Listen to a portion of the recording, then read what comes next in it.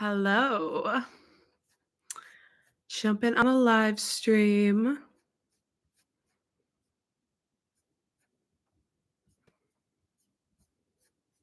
Waiting for people to join. I feel so awkward when these first start. I have no idea what to say. Hey, hello. Oh my gosh, you are? You're going to?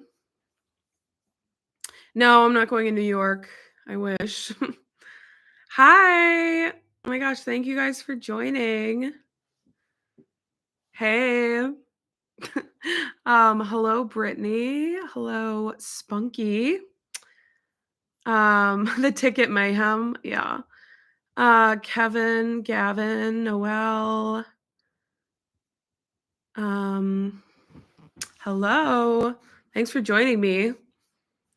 Another random live stream that I didn't know I was going to be doing, and then I don't know. You are going to, okay, Asiel. I'm sorry if I'm mispronouncing that. Hey, Prakhar, I'm sorry. Come to Brazil. I don't know. What is up with these concert prices? I had to get nosebleed seats, which is totally fine, but it's frustrating that they were still a good, like they weren't cheap, you know what I mean? So that's the frustrating thing about it. I would like to be closer up because this is probably the only concert I'm going to be going to this whole year, and it's Lady Gaga. Like I want to be able to see her, but I don't, it's going to be fun no matter what, though. I'm there for the vibes. Thank you, Audrey's Quest. They said, that's amazing. I'm going to the Mayhem Ball too. It's so cool to have another live stream to chat with you. I'm glad you guys enjoy these. I feel like I go live too much. I'm like always on here. But I'm glad that you're going to. What city are you going in? I'm actually going to Las Vegas, which is like so random. I don't really live near Las Vegas, so yeah. But we were trying to get seats, or we were trying to get tickets to like New York or Chicago. But I couldn't go to the Chicago tour, and then the New York dates and prices were not working out either. So wow, a lot of people going. Okay. I mean, I figured there would be other people here that are going. Yeah, we did like the city card pre-sale. I don't know how you guys got the tickets, but that's what we did. And what old Gaga songs would I like on the set list? Good question. Monster. That's always the first song that comes to mind for some reason. I think because she did it at the Chromatica Ball, and that was one of my favorite moments of that concert. Any piano ballads she wants to perform are always going to be a beautiful moment. What other songs do I want? I don't know. I'll have to reflect on that more. Oh, thank you, El Gordito Joe. I appreciate that. He said, girl, run faster than I could. You need to record everything you love. I appreciate having this little community to share these moments with, okay? Because it was just me and my mom trying to get the tickets. Like, I don't have a ton of friends who listen to Lady Gaga or would understand that I'm trying to get tickets. Like, so I don't have a lot of people to talk about this with. I'm kind of just over here like, so I appreciate this community. Yeah. The ticket sale was so overwhelming. If you weren't quick enough, they would sell out in the blink of an eye. And I actually didn't try at 10 a.m. or whatever time that they went on sale. I just tried a few minutes ago, and obviously there wasn't much left. It was mainly like VIP packages, which are just like, in my opinion, the dumbest thing ever, because all you really get is like a lanyard and they charge like $1,000, which is just BS in my opinion. It's cool if like, I don't know, I get that there's perks to it, but it's still overly priced. So yeah, I obviously just got a normal ticket, but there wasn't much left. Like there were a lot of single seats or people, seats that were obstructed. Like you couldn't really, it was like on the side of the stage where like you probably couldn't even see her at all. or nosebleeds, which again is fine, but it's just like annoying how overpriced everything is. I would love to see her perform Summer Boy. That is one of my favorite songs off the Fame. Paparazzi. Yeah, any of the old hits like would be super fun. Exactly. Traveling is expensive too. If you can't get tickets in your city, like you're kind of screwed because you're going to have to pay just to travel or hotels. Yeah, it's a lot. You're going in Mexico and you're from India? Wow, okay. I mean, it is kind of fun to travel for a concert if you're able. Obviously, if you have the means, it is really fun because it makes it more of an event, but it's also stressful and it's expensive and um what are my close friends into musically? I have a lot of Swiftie like people in my life, like friends or family members. Um Honestly, I don't have a ton of close friends that I see in person regularly. I only have like 1 or 2 people that I hang out with on a regular basis. All of my other friends are from college and they live in other cities. So it's hard to tell what they're listening to on a daily basis because we don't get to catch up that much. But um, yeah, I just don't know specifically that they're super into Lady Gaga. I think I'm also just more into music than any of my friends. That sound like not to sound like, "Oh my gosh, I'm so much more into it," but I think I just have more of a passion for it than some of them do, so they don't care. Like, if she's on tour, it's like they wouldn't care as much, but, like, my one friend who lives in Chicago, she likes a lot of the same artists as me, but I don't think she's into Lady Gaga, so anyway. Yes. I went to the Chromatica ball. You're a real one if you remember that I vlogged it. It was literally 3 years ago, almost. Really fun vlog. It's up on my channel if you wanna check it out, but yeah, I loved that concert, and I'm so excited to see her again. Just to be in the same freaking room as her is a privilege. The Queen. Okay, I'm gonna be honest, I don't like that song. I don't, but to each their own. Going to concerts has become a luxury. Exactly. Oh yeah, for sure. Which sucks because it used to be like a lot of people could um I don't know what I'm saying. A lot of people could afford to go. It was more of a casual, not a casual thing, but it was more of like it was just so much more accessible. How bad do you want me? Absolutely. 100%. If she doesn't, I will be a little bit sad. Yes, my friends know that I make YouTube videos. Most of them are I mean, they're very supportive. All of them are very supportive. So, yes. And some of them watch me, I think sometimes. I don't know. I don't actually know like if friends, family like keep up with my videos. I mean, I post a lot, so like I would understand if they don't, you know what I mean? But I know a lot of my loved ones at least watch some of my videos, which I really appreciate. Um, so happy I could die. Okay. Not my favorite song, but I respect it. I'm going to 2 of the London shows. Okay, I'm jealous a little bit. I'm not gonna lie. I love London, and I would love to go to 2 shows, but I am happy for you, genuinely. I kinda want Art Pop Act 2. Okay, okay. I mean, yeah, but I also don't want it to be, like, the less good version.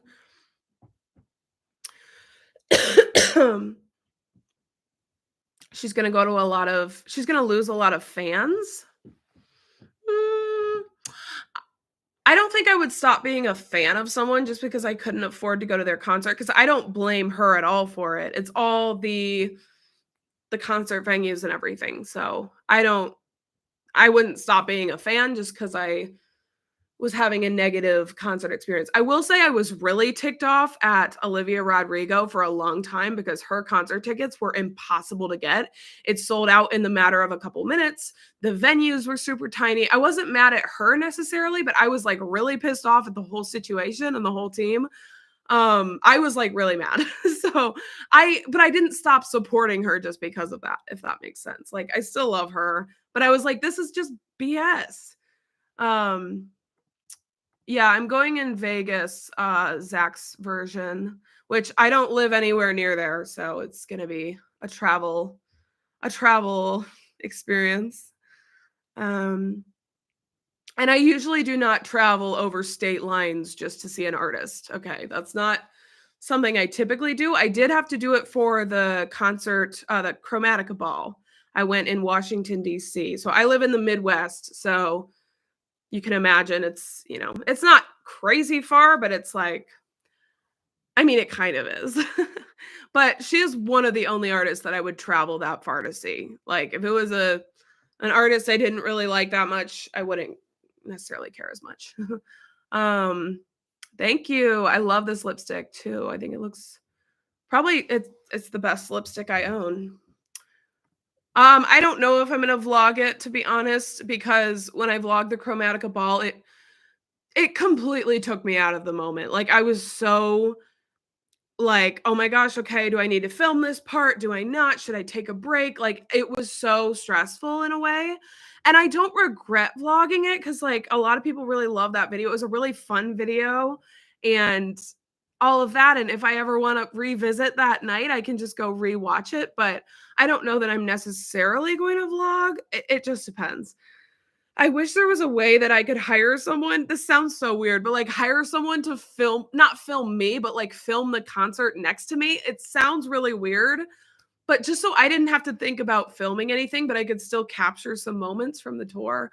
Obviously, I always film like little snippets at concerts, but I am also going to be in the nosebleeds, so I don't think I would get really good footage of the concert. Like it would not be some sort of immaculate concert vlog where you're seeing her performance in detail. So that's another thing. So maybe like some kind of concert review. I could do like a sit down concert review. That would be kind of fun.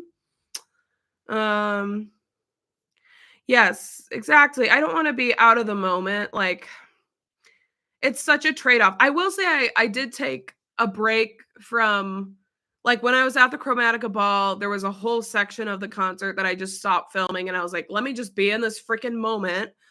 And I stopped filming and I just took it all in and that was good. I wasn't trying to get every single second of the concert, but it was still a lot. Um She has built her empire by inviting fans for free, hugging with them on stage on the Born This Way ball. I literally haven't seen the Born This Way ball. I haven't watched like the Monster Ball or the Art Rape. I know I should. I'm just not one to like go watch concerts on YouTube. Excuse me. Unless it's like obviously I'm doing that Madonna series. But if I wasn't doing it on like it's not something that I seek out.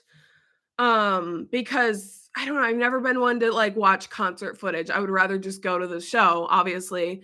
And it's sometimes hard to like watch concert footage because you're not there, so you're not in the vibe, if that makes sense. So you're just like, why are all these people screaming? Obviously, you know why they're screaming.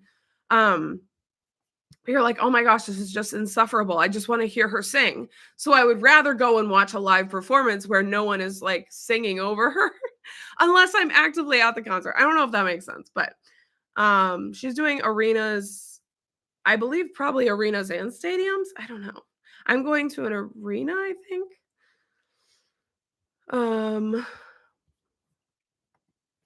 But I haven't been to a concert in a while. I mean, I tend to go to a lot of concerts, but I haven't been to one since I mean, I saw Aurora back in October. I think that was my last one. That's a long time for me. But I will say I am so sorry. In winter, I have a cold still. I feel like a newscaster or something. Like, let me take a sip of my coffee.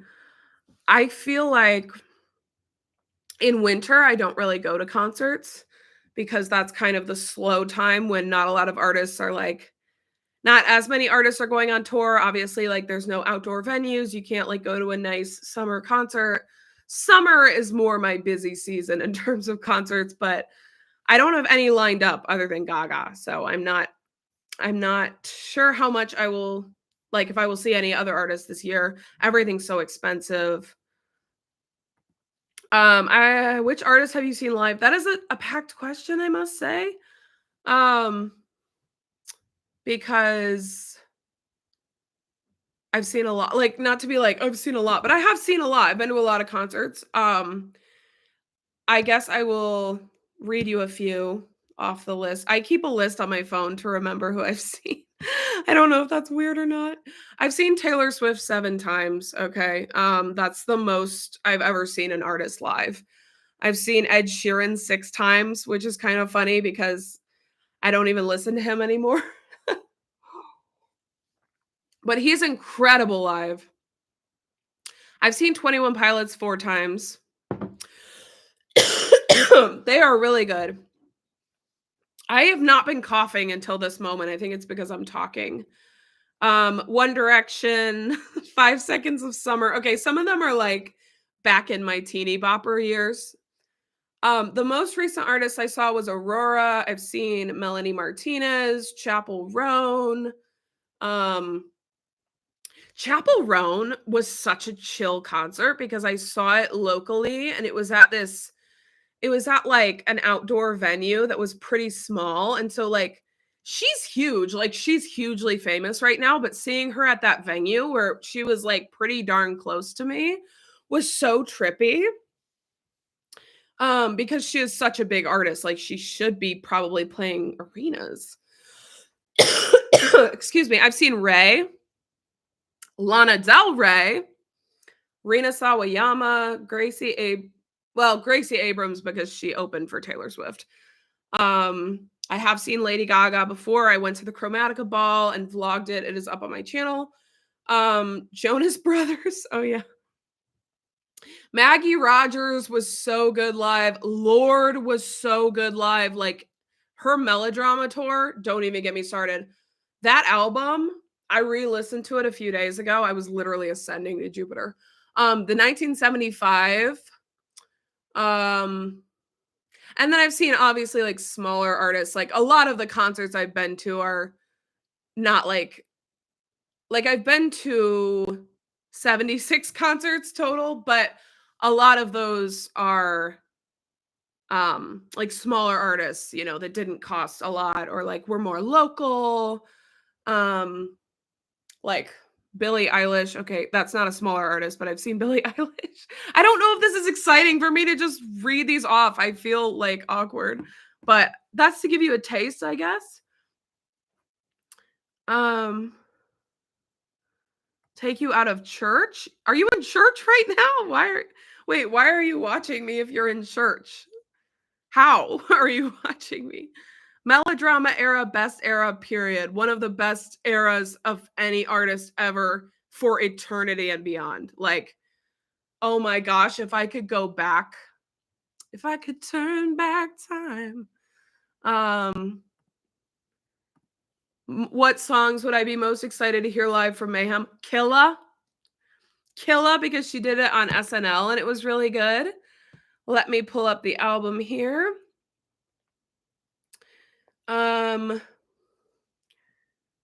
Obviously like Abracadabra, anything where she does like the costuming and there's dancers. I'm hoping it's a whole freaking thing. Garden of Eden. Vanish Into You, obviously my fave from the album.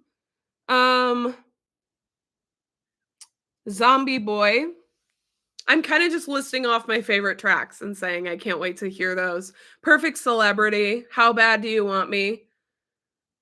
Ones that I don't need on the set list are Don't Call Tonight and The Beast. I actually like The Beast. I do, but like, do I need it on the set list? No.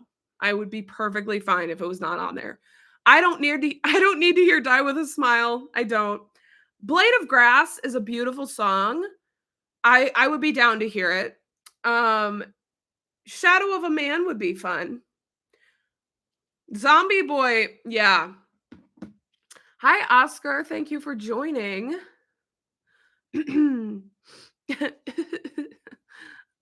um, yes, Zombie Boy would be. I love Zombie Boy. Like the amount that that song has grown on me is more than any other track on the album. Like there's other tracks that I'm like, this one hasn't really grown as much as I thought it might, like Love Drug. But Zombie Boy. Am I going to try to avoid the Mayhem Ball set list? Absolutely. I never look up set lists before I go on the tour because I want to be surprised and I don't want any spoilers. So I know a lot of people who like look them up beforehand, like listen to those songs in a playlist. You do you, but that is not me. I am like fully want to be surprised. Die with a Smile shouldn't be there, period. Bobo music.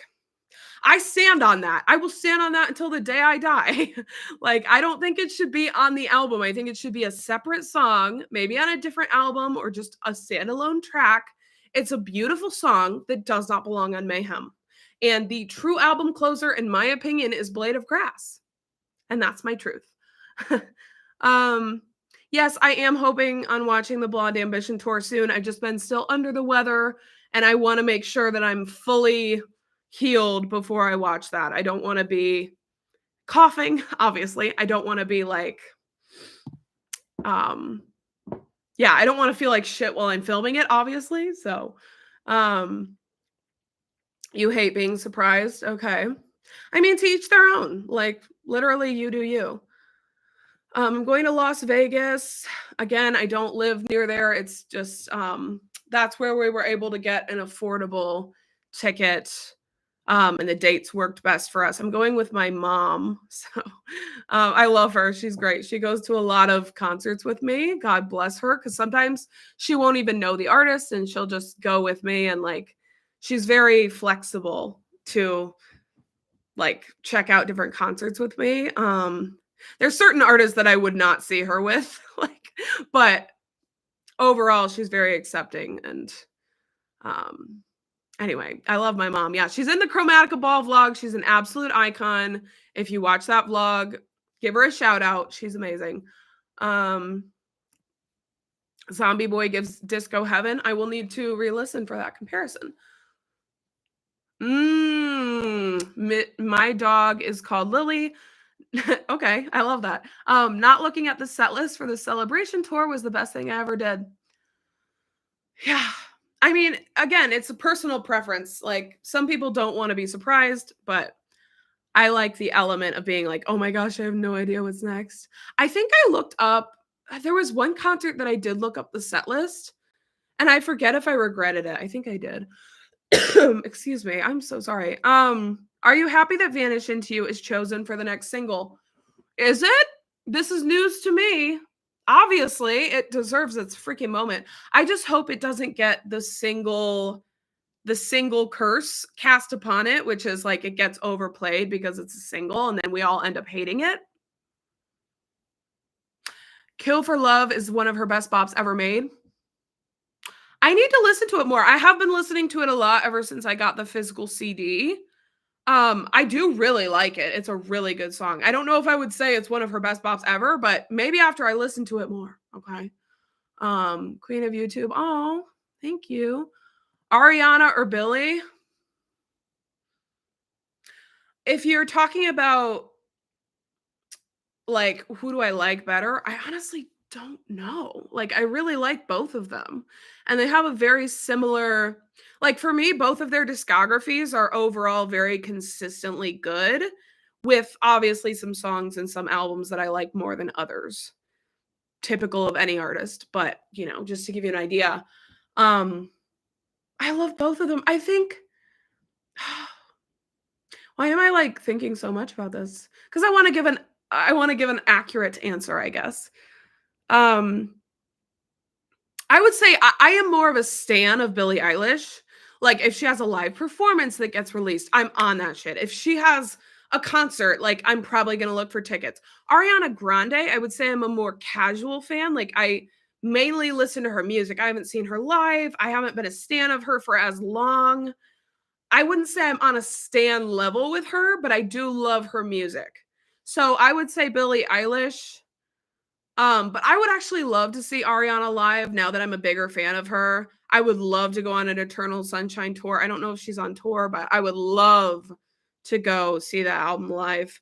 But again, I don't know if I'm going to be able to go to any other concerts this year. Everything's so expensive. So, but I have seen Billie live and she's incredible. So yeah. Oh, I like this question. This is a really good question, and I actually have some thoughts on it as well. Controversial question. What is the most underrated as well as overrated songs? Well, I won't say any are overrated because like some people like the songs and I'm not about to say, "Oh, you can't love that because it's not good enough." Everyone has their own opinions and their own tastes. So, yeah, but I will just give you an idea of some songs that I don't love that a lot of people love and vice versa. I'm sorry. I am sorry, I'm coughing. I don't love I never loved Paper Gangsta, which I think a lot of people liked it because when I reacted to it, a lot of people were like, "Oh, it'll grow on you. Just wait." It never did. I don't like Edge of Glory anymore. I liked it at one point in time, but I don't like it now. That is the first song that came to mind when you said like, "What songs do you not like that everyone else likes?" And then underrated, How Bad Do You Want Me is like literally I have been listening to that religiously and I think it's so so good and a lot of people still aren't getting it, which is fine. You don't have to like the song, but I think it is an immaculately made masterpiece. What else?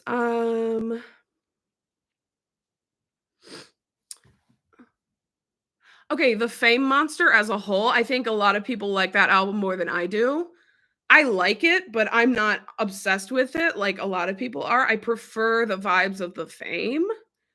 Chromatica, a lot of people loved. I didn't ever really I mean, I liked it for a little bit and then I don't like it anymore. So, but I love the tour. I'm always going to go back to that. Like I loved seeing it live. I genuinely did. A lot of the songs hit harder live.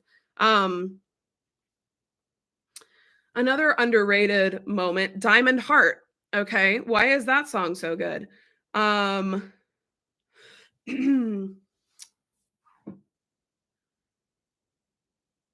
actually think Angel Down is an absolutely beautiful song. I don't know if it's underrated. I just know that Joanne does not have the same level of love that a lot of the other albums do. I think that is an immaculate song. I don't like Hey Girl. I don't know if it's popular or not, but I hate it. I hate it so much. What else? What else? What are her other album? What's her other album that I'm not thinking of? Um, oh, duh. Born This Way. Let me look. Okay, Americano is so freaking good and so underrated. Um, Bloody Mary, I know that kind of blew up, but I liked it before it was famous. Okay. I love Black Jesus. That song is so good. Um, Heavy Metal Lover, Electric Chapel. Yeah, I don't know. I would say I have more ones that I like than ones that I don't like, if that makes sense. Oh, Hey Girl is amongst her most hated songs. Okay. I do know that I'm not the only one who doesn't like it. Um Oh yeah, I will update my thoughts on Eternal Sunshine because I my thoughts on the deluxe have kind of changed. Like my favorites have kind of changed. Twilight Zone is actually currently my number one favorite. I'm absolutely obsessed.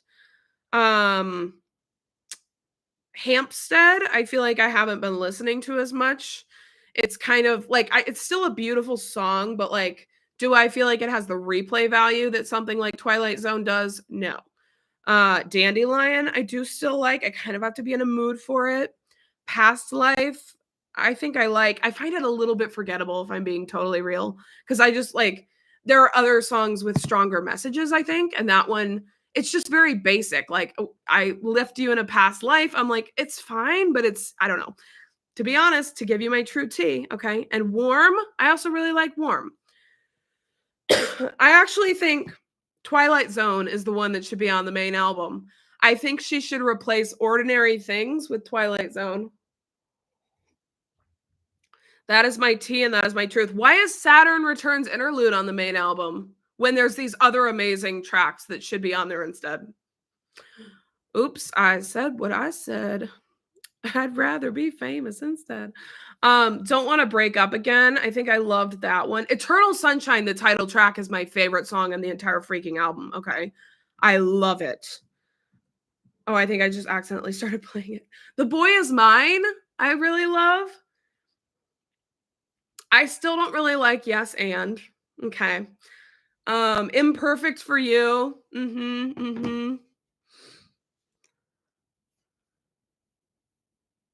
Will I be reacting to Child Star by Grace Vanderwall? No. I do know who you're talking about. I've listened to her a bit, but no, I won't be reacting to that.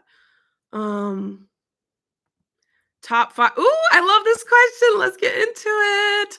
Top 5 female artists right now, in your opinion. I will share. And obviously, this is just my opinion. So everyone's going to have different takes. Lady Gaga is one of them.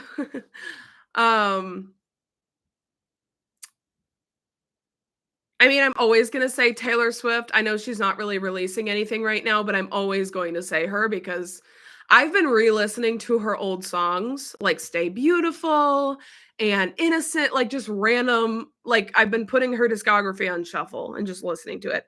And I always am reminded of how much I love her music and just how much of an impact she has on me. And like for me, she is the artist that I emotionally connect to the most. Like every time I listen to her music, it's like this nostalgic, like I just can't even describe the feeling I get. And it's like unlike any other artist for me personally. So Taylor Swift, Lady Gaga, maybe Doechii. She's actually really doing some cool things.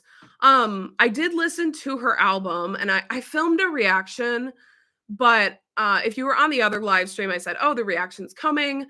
I don't know yet if I'm going to release it because I realized that I don't know that I had that much interesting stuff to say in the video. I was kind of just sitting there silently, like listening, bopping along. And it was a really cool album, but I don't know that it's going to be an interesting reaction. And I'm trying to put out quality content if I can. So I don't know that I'm going to release that video, but I did enjoy it. As a non-rap listener, I enjoyed my experience listening to it. So I think she's doing some really cool, really innovative things. I really think she's a unique standout artist right now. She has so much charisma, so much personality. She's very honest. She wears her heart on her freaking sleeve. If you've seen interviews, like she has no bullshit. She is just so genuine and authentic and honest and upfront. So really, really respect and admire Doechii. Fourth of all, I don't know. This is hard. This is hard. Who else? Who else? I'm trying to think of people who have put out art, music recently because they have probably been more on my mind. Side note, I'm so excited about the Miley Cyrus album after I heard a snippet of one of the tracks on YouTube the other day. We'll talk about that in a minute. But okay, fourth, I'm trying to think, like it's really hard. I mean, maybe Chapel Roan because her music is still hitting. It's still hitting. And then 5, and this is in no particular order. This is not like I think Lady Gaga is better than Doechii or what. Like it's just in no particular order. 5th of all, Melanie Martinez. You know what? Because her Leech's music video was insane. I didn't do a reaction to it. I've just been so burnt out with the amount of like stuff and releases and like one thing after the next, a song, a music video, a short film. I've just been so like, it's been hard to keep up. So I didn't react to it, but it was insane, as all of her music videos are. I think her music videos are the best in the entire freaking industry. I'm not just like saying that. Um, and I am just continually wowed by her art and wowed by the fact that she still feels underrated. So I think that Melanie Martinez would be on my list as well. And that is hard. It is hard to narrow it down and say who are the 5 best. Like, I also been loving Ariana. Like, Billie should be on the list. All the people should be on the list. Ava Max, I need to hear more from her new album. So I am really excited for the Miley Cyrus album. I honestly wasn't that excited. I mean, I wasn't not excited, but I was like, okay, great, another release. Like, it's gonna be a lot to keep up with. I was like semi-excited until the other day when I came across a snippet from her new track. I'm trying to find which one it was. Oh, End of the World. Absolutely obsessed. I listened to it like 72 times, just the snippet. So I haven't listened to the singles from the album yet. I know she released like 2 music videos. Again, it's like just overwhelming with the amount of stuff that people are putting out right now. But I haven't listened to them. But I will say that I am so excited for that album now. It actually sounded like a really freaking cool song. And so that made me like really excited. Is Lizzo even releasing music? Someone said Lizzo for shizzle. Is she releasing music? Am I missing something? I don't really listen to her, but thank you, HC. I really appreciate that comment.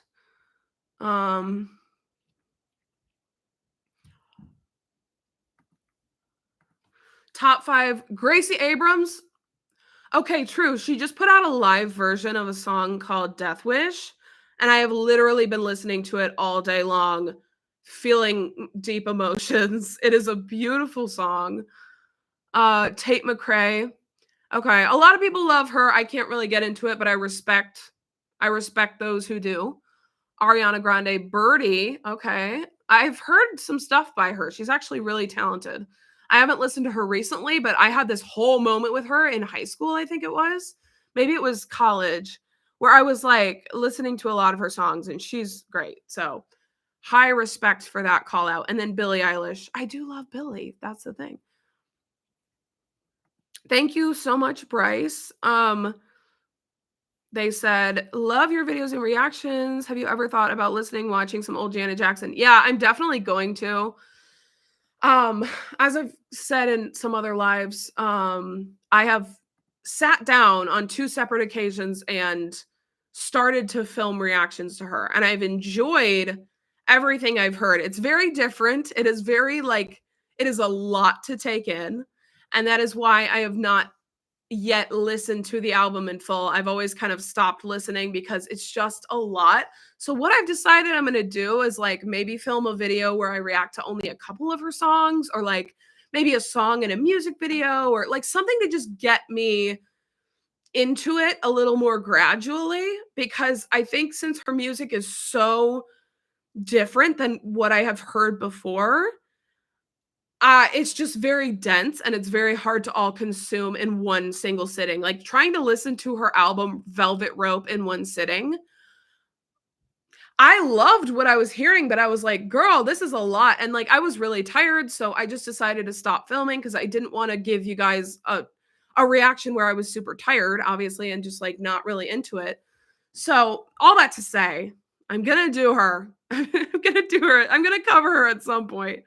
Because that was by far the most requested artist on my new single. On my new single. On my new video that I just posted the other night, which I'm so grateful for all the comments, giving me suggestions. You guys showed up. Thank you. If you suggested something, thank you.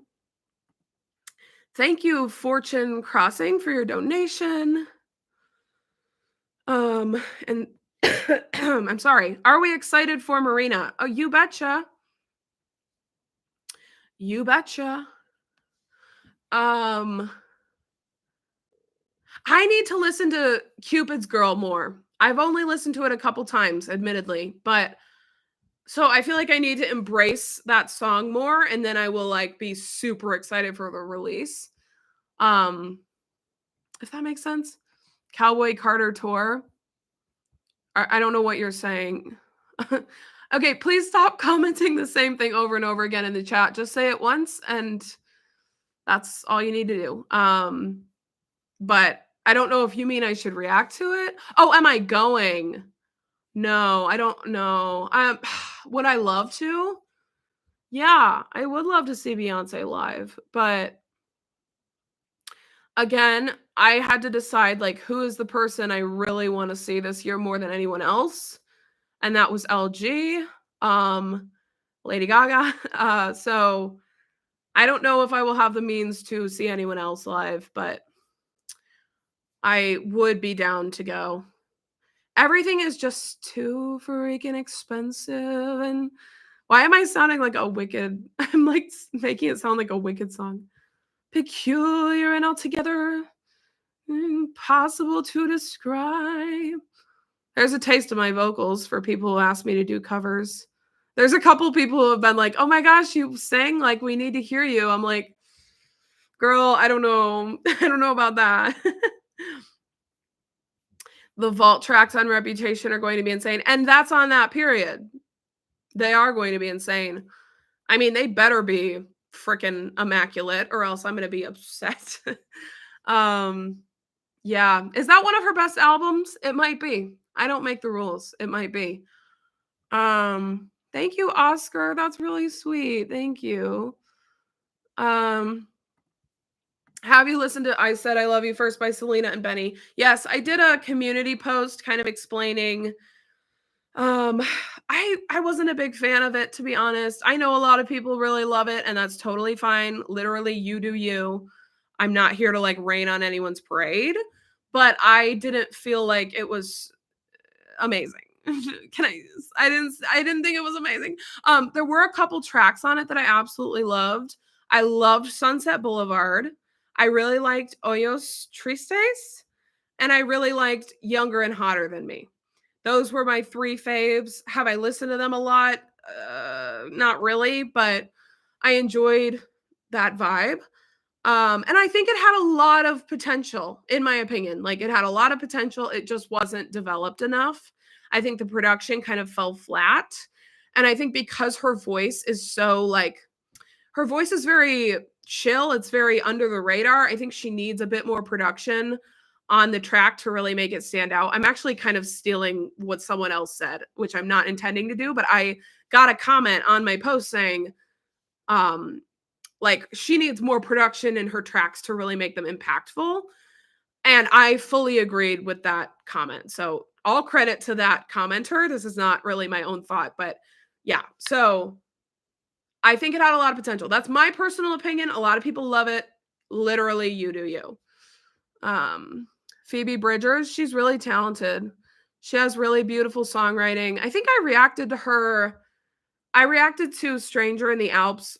It's an old video. Honestly, it's probably a shit video, if I'm being honest. Like, it was from my early days. But I did react to it. And then I tried to get into Punisher, and I can't get into it for the life of me. I don't like it at all, which is so sad because I want to like it. A lot of people really love it. Anytime there's a popular thing, I want to get in on it. So it sucks when I don't vibe. Oh my gosh, I saw are you the one that Instagram DM'd me? I just wanted you to know. Wait, is that a lyric? I just wanted you to know. That was not good. I just wanted you to know that you made a song, that you made my day when you gave my favorite T-Swift song a shout out. Stay beautiful. Yeah. Music and horror fanatic. I love it. 1980. Love it. Love the username.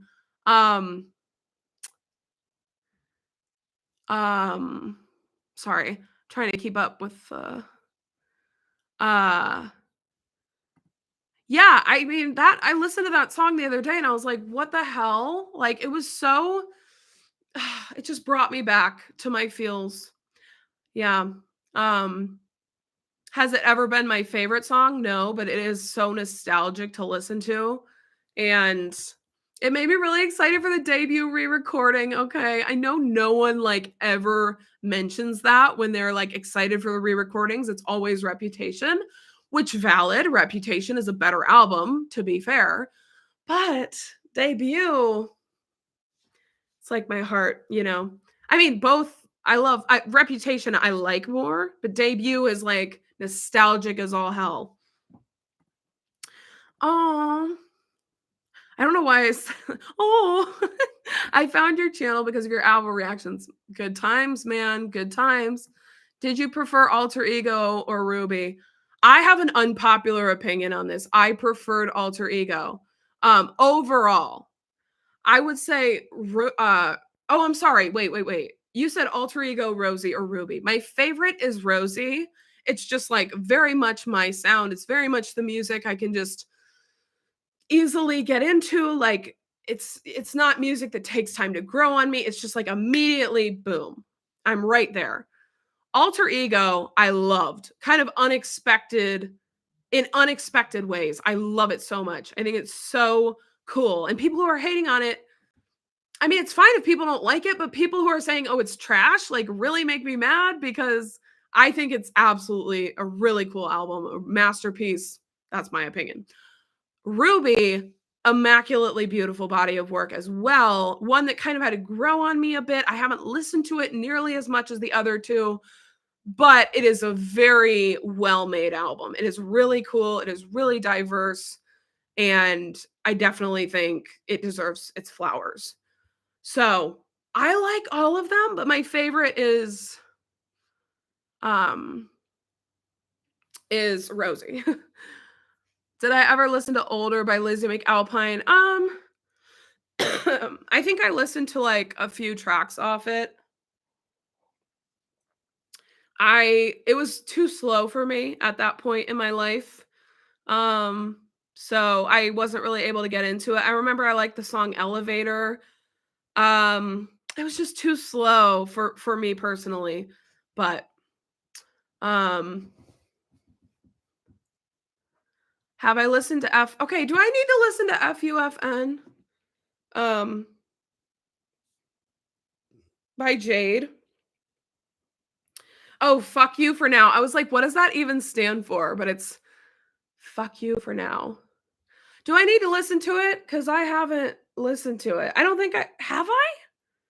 I don't think I have. I will maybe make a video on that later today. Don't quote me. Do not quote me. But I will my whole thing is, like, I really respect the hell out of Jade, okay? Let me get that very clear. Do I particularly love her sound? I don't know about that, okay? That's kind of where I'm at, because Angel of My Dreams, I liked it, but it was just kind of, um I don't know how to explain it. Like, I wasn't I don't know how to explain it. It's just a little bit different, I guess, than what I typically listen to. And then there was another song that she released that I tried to listen to, and I straight up hated it. I forget which one it was. It may have been Fuck You for Now, but I don't know. But I hated it. I was like, "Oh, I just don't vibe with this sound." But, like, I respect her so much. I truly do. So everything is coming from a place of love. I just don't know if it will be my thing, but I will give it a try later today. Maybe there will be a video, maybe not, but I should try it. If I've already listened, maybe I can just try it again, okay? Because It Girl, maybe it was It Girl? I don't know. Music video? Okay, okay. Jennifer's Body? I haven't seen that, but okay. Um, because I watched an interview with Jade on Genius Lyrics. You know when, they do, like, the Genius interviews on YouTube?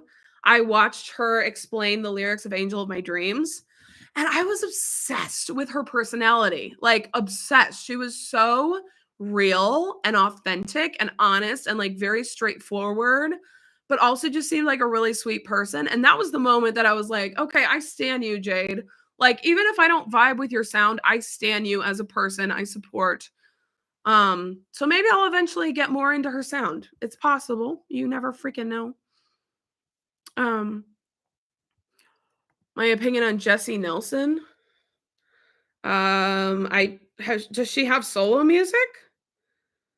I have no opinion on her. Like, I don't dislike her. I don't like her. I don't like I'm not really familiar with I'm not familiar with Little Mix a whole ton, honestly. I haven't really listened to the solo work other than the couple of Jade tracks that I've heard, and I have no strong opinions. Like, I like some of their music, but I don't like I've never been obsessed with them. I've never really gotten into them to that degree.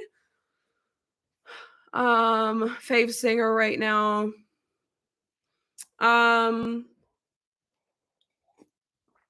Besides Gaga, obviously. Girl, I don't even know.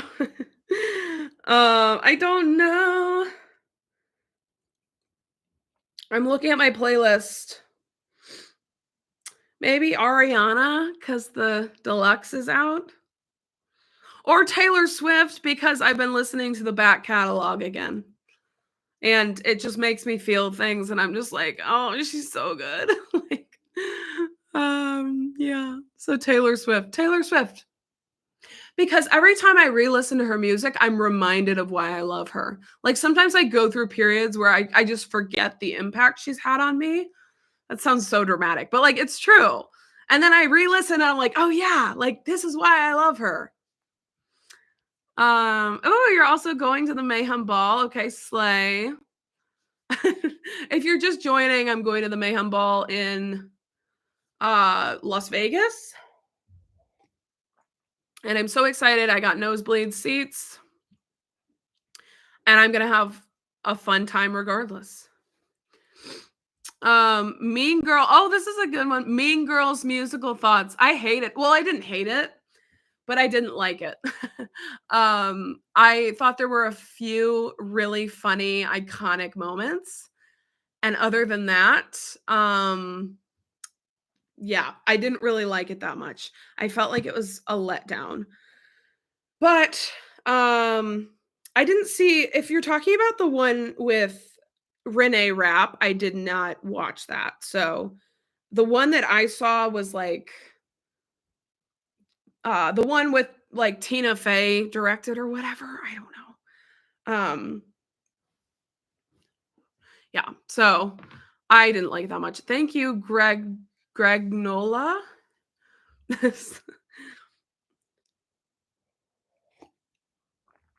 Okay, I see your comments telling me to listen to Strained. I'm probably not going to.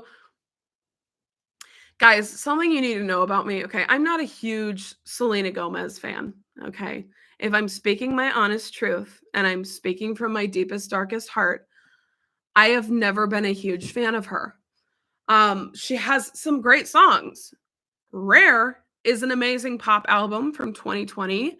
That was one of my top albums that year. But I don't like love her. I don't like listen to her a lot. So, I honestly wasn't even sure if I would be listening to her new album until I heard the song Sunset Boulevard that came on my Spotify recommended songs and just started playing. And I was obsessed with it. And that's why I listened to her album. So, I don't know. Okay. Sorry, I'm like, whew. Sometimes I hate being live just because it stresses me out. But I like talking to you guys. The Yes and remix you prefer? I didn't listen to it a whole ton, unfortunately, but is Ali X underrated? Yes, 100%. 100%. Her album Girl with No Face is the most underrated album of whatever year it came out. Was it last year, 2024? The most underrated album of all time. Okay. It is so freaking good. And I think she deserves more credit for that. Ali X, I love you if you're watching this now. No, but I really think Ally X deserves more credit, okay? And I watched this, like, video she posted to her YouTube channel where she was talking about the creation of one of her songs, and it was fascinating. It made me want to make music myself. Like, it made me wanna become a producer. I don't think I'm gonna do that, but it was, like, so inspirational, and I was like, "She deserves more credit." Ally X, remember the name. Go listen to her. If you've never listened to her, just give her a chance. You might really like her. She's really fun. Um, Hi, Rhubarb. I must say I love the paintings behind you. Thank you. I love them too. I'm glad so many people like them too. I've been thoroughly enjoying your videos. Thank you so much. That sounded sarcastic. Thank you so much. Every time I say thank you, I sound sarcastic. Been watching all your Madonna ones. We're a similar age. Okay, can't wait for you to watch the girly tour. I appreciate you saying we're a similar age. I have a lot of people commenting who are like, um, just in a different stage of life, like they're in their 40s or 30s, which is obviously absolutely fine. I'm happy you're here watching my videos. I love having a diverse audience, but it is nice sometimes to get the people that are like, "Hey girl, we're the same age," like, you know, um but it's really special when the people comment that have loved Madonna for like 27 years and they're like, "I'm 53, like I love Madonna. I've been a fan of her since I was in the womb." Like, and it's so special to connect with those people as well. So, oh yeah, I did. I Don't Want to Cry is actually really, really good. Here's the thing, y'all. Okay, that song grew on me. So, is it possible that if I were to listen to Selena's album again, I could like it and it could grow on me? It's possible. You're 21, okay. 19, okay, babies. I'm just kidding. I hope Gaga brings you up on stage. Girl, she's not gonna be able to see me. I'm gonna be so far up, she's gonna need binoculars, like thank you, though. Thank you for saying that. I just want like, would I kill for her to see my reaction to her album? Yes, I would. I would be so stoked. If any artist that I cover, like, saw my reaction and commented, that's anyone's dream, right? It'll never happen, but a girl can dream. Oh yeah, I do. I should do Alanis Morissette. It's possible. I think I would like her. I mean, I haven't heard much from her that I'm aware of. I know I've heard like her song I got one hand in my pocket and the other one's giving you a high five. Good song.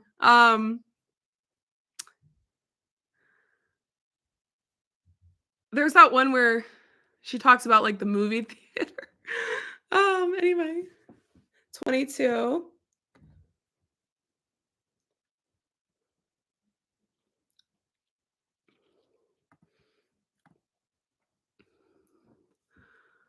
Okay, here's my thing. I listened to Born This Way and Express Yourself, the music video version. I can understand how they sound similar, but it really took me a while to pick up on the similarities. Not to be that person, but I'm like, I think people might be thinking too hard about it. I don't know. I don't think they sound that similar. Maybe I'm just not like attuned to the similarities. But I wasn't immediately like, "Oh my gosh, this is the same song." But I know I'm in the minority. A lot of people say they sound similar, so maybe I'm wrong. Will Gaga have an opener? I'm sure Gaga has seen you, girl. I don't know. I don't know. I struggle to believe that, but it's kind of funny to realize like she could have seen me.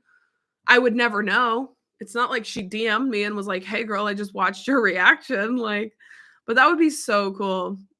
My lifelong dream is to meet Taylor Swift, which is like, I know it's never gonna happen, but or Lady Gaga. That would be amazing to meet her. Like, anyway, I'm never gonna be able to do that. I shouldn't speak these dreams out loud because I'm gonna jinx it. Will Gaga have an opener? I would Gaga have an opener? I imagine she would. Most artists do now. I don't think it would be Kesha, but I don't think I would be shocked if it was Kesha because that is such a big artist to have open for you. Like, I understand what you mean. She doesn't have as many fans as Lady Gaga does, but, like, she's still in that kind of musical pocket, I guess. Um, but you know what? I don't know. I'm sure she'll have someone, but wouldn't it be like a smaller artist? But she is such a big artist, maybe she will have a huge opener, you know what I mean? I don't know. Okay, grew on you.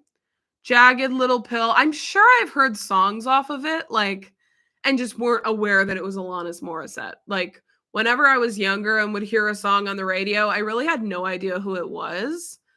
Like, I wasn't looking it up, I wasn't Shazamming it, didn't have Spotify to, like, so I'm sure there's so much music that I have heard and just had no idea who was singing to me. I really wanna react to Prince, okay? Don't quote me on it, but I do. That is someone I really wanna check out because I have never gone out of my way to listen to him. I know he's an icon, I know people, like, think he's the best artist ever, and I'm like, I need to get on that, like, I need to know this man, but I'm worried that I'll sit down and react and be like, "Oh, I know all these songs already." You know what I mean? Because I probably heard him and just not known it was him. Madonna has beef with everyone. I imagine when you get to a certain level of fame, you're just like, it's hard to not. Maybe I'm like wrong about that, but because even if you maybe don't have beef originally, like paparazzi could like headlines could be made that are false and then like you have beef. I don't know how to explain it. I'm not doing a good job. Have you thought you would have a community like this when you open your channel? Like,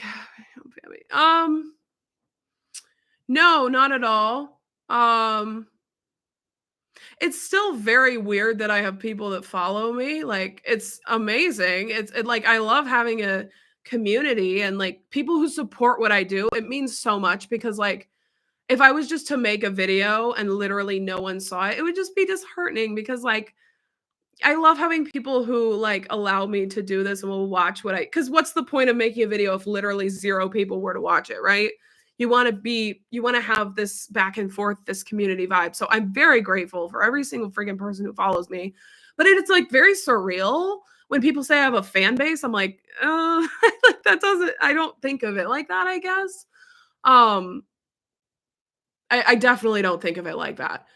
So I never thought about that when I was opening my channel, though. I was never like, "Oh my gosh, I wanna have X amount of followers." Like, it was just kind of honestly, it's always been kind of a hobby, passion project, like, um, if that makes sense? Rather than I've never thought about having a career on YouTube or, like, that kind of thing. I don't know if I'm explaining it well, but I've always just kind of thought of it as, like, something that would be fun to do, and then, like you know what I mean? I'm so sorry if I'm not explaining this well. Um, true, Gaga is always on TikTok. I'm not on TikTok, though, and even if I was, my videos would not be seen by her. I am, like, so bad at making TikToks, it's not even funny. Like, I've tried to make a few back when I had an account. I would try to, like, do a couple funny videos, and I was just I was always so bad at it. I really respect people who can make, like, quality TikTok videos, like, that are super funny or super creative or clever. I'm, like, astounded because it is really difficult to make short form content, in my opinion. Um, I'm so excited for the MDNA concert because she literally covered Born This Way, which I could not believe when someone commented that the other day. I was like, no, she did it. I literally thought they were lying to me. And then I looked it up and I was like, okay, they are not lying. um, oh, yeah, the way Taylor was looking at Gaga, that healed my heart. The way Taylor was looking at Gaga when she and Bruno won Grammy, that literally healed a part of me. Okay. Are you saying to react to Honeymoon? I already know. If you're not familiar, I know all of Lana Del Rey's albums. I absolutely love her. So I have listened to her for years. So I can't really react to any of her albums because I've already heard. them. Art pop or Fame Monster, art pop. Art pop 100%. For me, it's my vibe. You and AJ are my favorite reactors. Do you know her? A little bit. I've seen yeah, I mean, I'm familiar with who she is. I watched a few of her videos. Her reaction to what was it called? Rebel Heart was so freaking funny. Her reaction to the song Holy Water is one of my favorite things I've ever seen on YouTube. So you should go watch it if you haven't. It is really funny. She's one of the biggest reactors on the platform, I think. I don't know for sure, but I think she is. You ought to know. Oh yeah. Yeah. You ought to know. Wait, how does Ironic go again? How does it go again? I don't know, but I thought that was a really good idea though. The people that commented Alanis Morissette, I was like, good freaking idea. Cause like she is really popular, but I don't think I've ever really listened to her. Okay, no more spoilers though. I know you're not trying to spoil anything. It's fine, but someone said don't spoil the tour. Yeah. No tour spoilers. It's okay though. I know you weren't trying to like do that. Thank you, Oscar. Thoughts on Pink? She's incredibly talented. I mean, she does like insane vocals while doing backflips. I have no choice but to respect her, but I don't really vibe with her music. Oh, Lady Gaga. She's so chronically online. She reposts videos with like 12 likes. I mean, I love that though. She's not just posting the videos that go viral. I love that she's, including all the fans who make videos. How bad do you want me remix with Tay Tay needs to happen? Period. OMG, hello, Luis. Lewis. Telephone Part 2. MDNA tour is amazing. It's like a movie. Ooh. Okay. This person's just commenting songs they want me to react to. Yeah, I've heard it. I literally reacted to that album, so it's up on the channel, love. What am I gonna wear? I have no idea. Probably something black, like I don't know, black lacy shirt and black pants or something. It might be really hot, but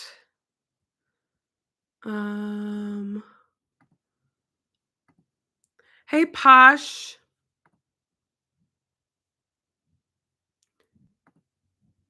No, I didn't react to 143. I didn't even listen to it, and I'm not going to. Because I didn't like Woman's World. I thought it was like one of the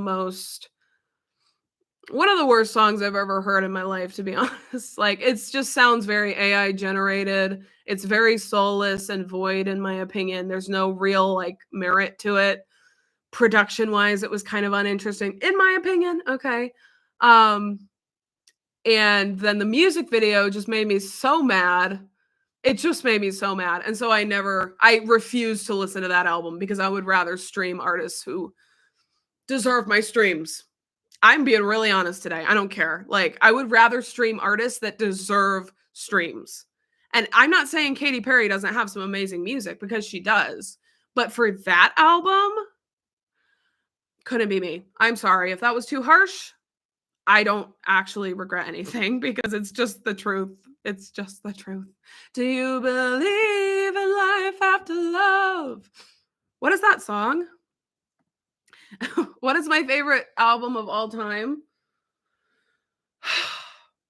It's so hard for me to pick favorite albums. It really is, because there's just so much good music out there. There really, truly is so much music that I enjoy and love, and to pick one of all time is really hard. I guess I would say Midnights by Taylor Swift because sonically it's just very much in the pocket of what I feel like I've needed all my life, and it's just like it speaks to me on a spiritual level production wise. I guess I would say that one like isn't my favorite songwriting of hers of all time. No. I would say Red is my favorite in terms of songwriting. The Red album by Taylor. But yeah, it's hard to say. Um yeah, let's go back to the teenage dream years, y'all. Um I don't know that I'm gonna film a vlog of the Mayhem Ball. Yeah, I don't know yet. It's possible. Um, it's definitely possible, but it probably not. Well, I might do like a concert review or like get ready with me or something, but I don't know that I'm gonna film during the show, like trying to get all the different performances. I'm gonna have nosebleed seats. It's gonna take me out of the moment. So Reputation or Eternal Sunshine? Taste. That's also so funny because Reputation is the eternal opposite. The eternal opposite. It is the polar opposite of Eternal Sunshine. Eternal Sunshine is light, it's buttery, it's airy, and then Reputation is like, let's freaking go, hard hitting. So I love that you love both. Like you must have a very eclectic music taste, which slay. LMAO. Thoughts on Ptolemy right now? I never listened to it more than that one time, bestie. Okay, because it would freak me the frick out. Uh, so, do you believe? And now I have that in my head. Favorite Britney album: Glory or Glory or Blackout? Do you believe in life after love? Wait, I think when I was younger, that just like unlocked a memory for me. When I was younger, I would go to Cedar Point, which is, if you're not familiar, it's a an amusement park in Ohio. So it's like roller coasters, obviously, and all of that stuff. And they would play that song, and I would hear it as I'm walking around.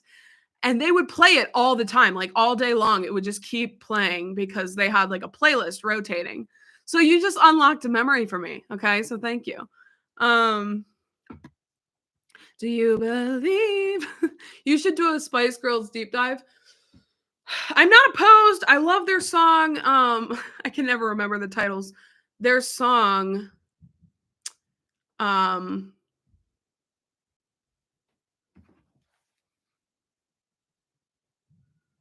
what is it called?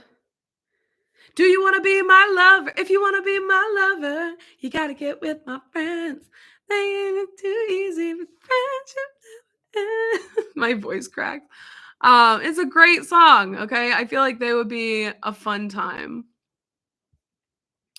Do I have a schedule for lives? Not at all. No, I just pop on here whenever I feel like it.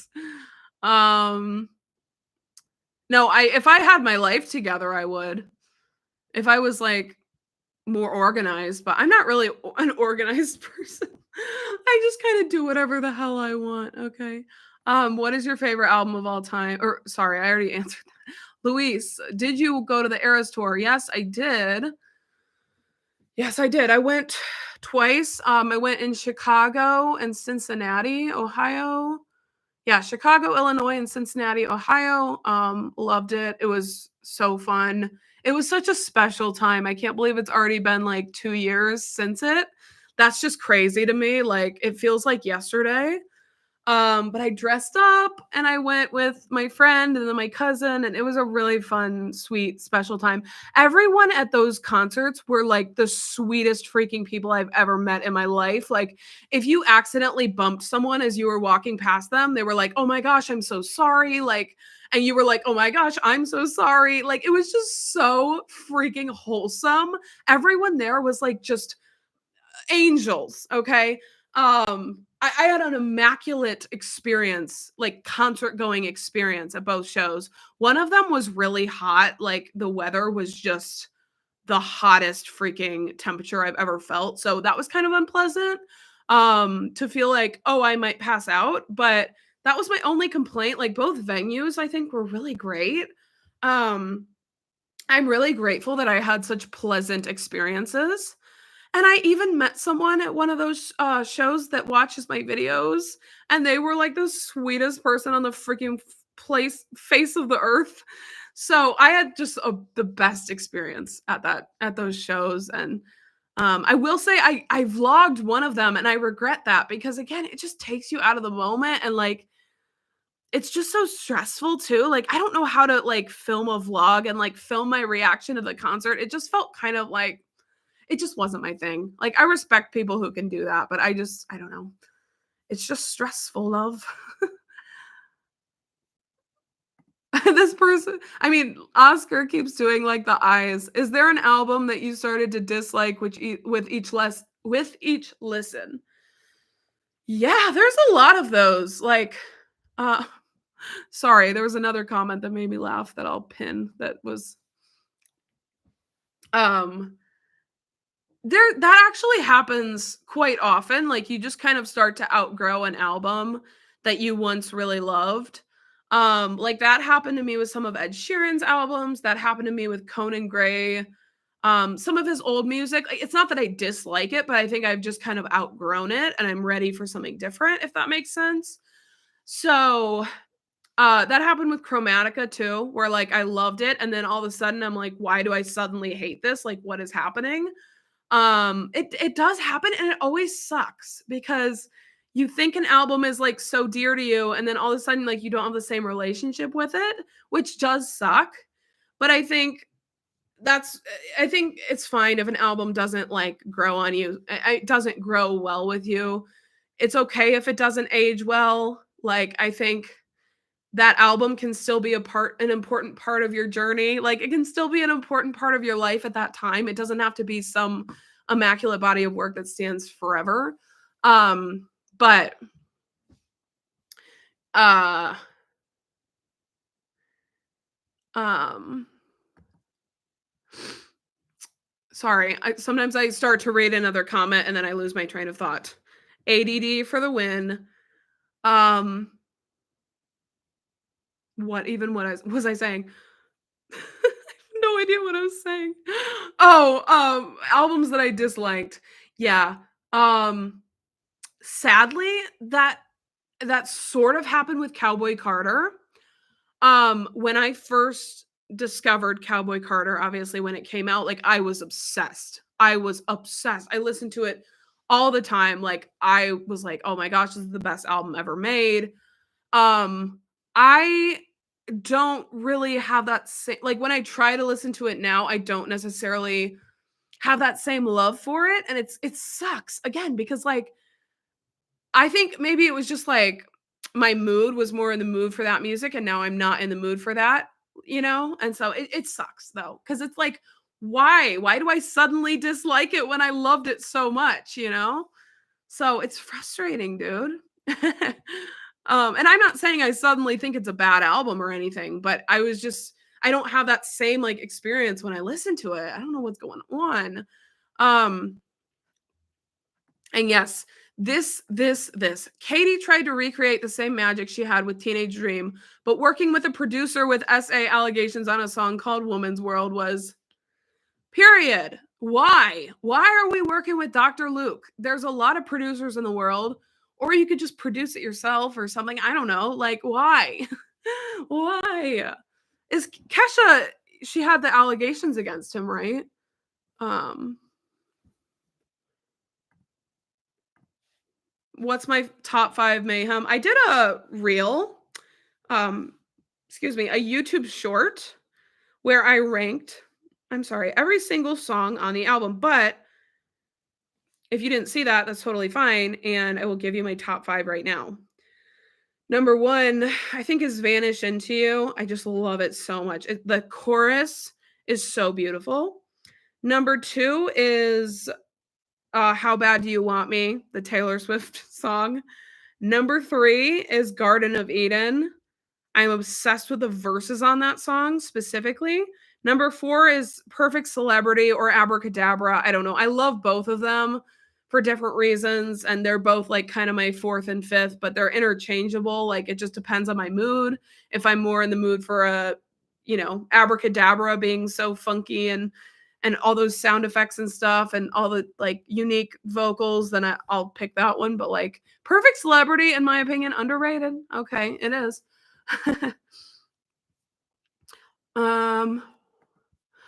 Hey bestie. No, I don't know why I keep saying that. Hey Gustavo.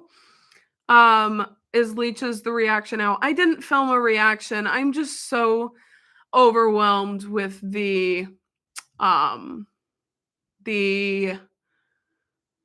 all the releases. So I decided to just enjoy it on my own. And honestly, it freaked me the fuck out. Okay.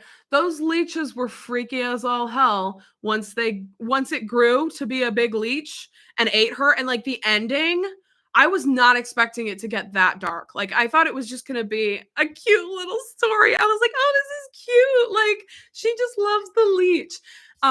Yeah, cut to the ending. That was so dark. I was like, this is probably the darkest music video I've ever seen, because taking it to that level where the leeches literally killed Melanie or whoever the character was, like that was crazy. So I loved it. Like I love the concept of it. I love the CGI was insane. I'm like, how does she keep making these music videos that have better visuals than Hollywood films? So it was astounding, but yeah, I didn't make a video on it. So that kind of sums up my experience though. Oh, good night, Marcus. Sleep tight. Is that weird to say? Sleep well. Thank you so much, Blind Watchmakers. I don't know what your username means, but thank you. Where are my green-eyed girlies at? Okay, I have green eyes. Anyone else? Did Katy work with Benny Blanco? My thing is like Benny Blanco's insanely talented. Like he has some very well produced songs, but I can't stand him as a person, which I know doesn't matter. Like you can like someone's art without liking them as a person, but girl, I don't like that man. And if you don't know why, you should watch. There's a video that Film Cooper made. His YouTube name is Film Cooper. And he made a video exposing Benny Blanco for all this really creepy shit. Like, it's really problematic. I hate the word problematic, but it's really creepy, genuinely. And that's why I don't like him. No one asked, but I don't like him. No one asked. Hi, Soaring Sparkles. I love recognizing people's usernames, and I recognize you, bestie. Never too late to join. Better late than never, for real. Hi, Halosha. The CGI, period. I don't know how she did that. Like, I just don't understand. Okay, for instance, there's a movie on Netflix called Uglies. I don't know if any of you guys have watched it, but it's a movie based on this book franchise that was out many years ago. And the CGI in that movie was terrible, low key. Like, it wasn't the worst I've ever seen by any means, but it was like, it wasn't that great. Okay. And then we have Melanie Martinez releasing a music video with better CGI than a Netflix movie. What is up with that? Can I get like some more information on how she's doing that? Do I believe in the Illuminati? No. I mean, I don't mess with that stuff. I don't think about it. I don't care. I think it's funny when people make jokes about the Illuminati, to be honest. But oh yeah, no problem. I think it's because you have a very memorable username too, Soaring Sparkles. Very unique. Oh, thank you. Wait, I love these little moments where we're like,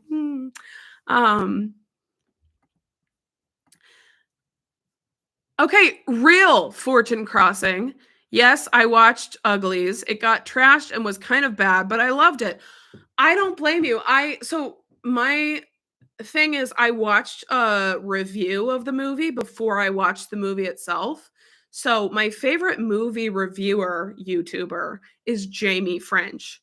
She is absolutely amazing at doing movie reviews. If you haven't watched her, go check her out. I'm going to give her a little shout out.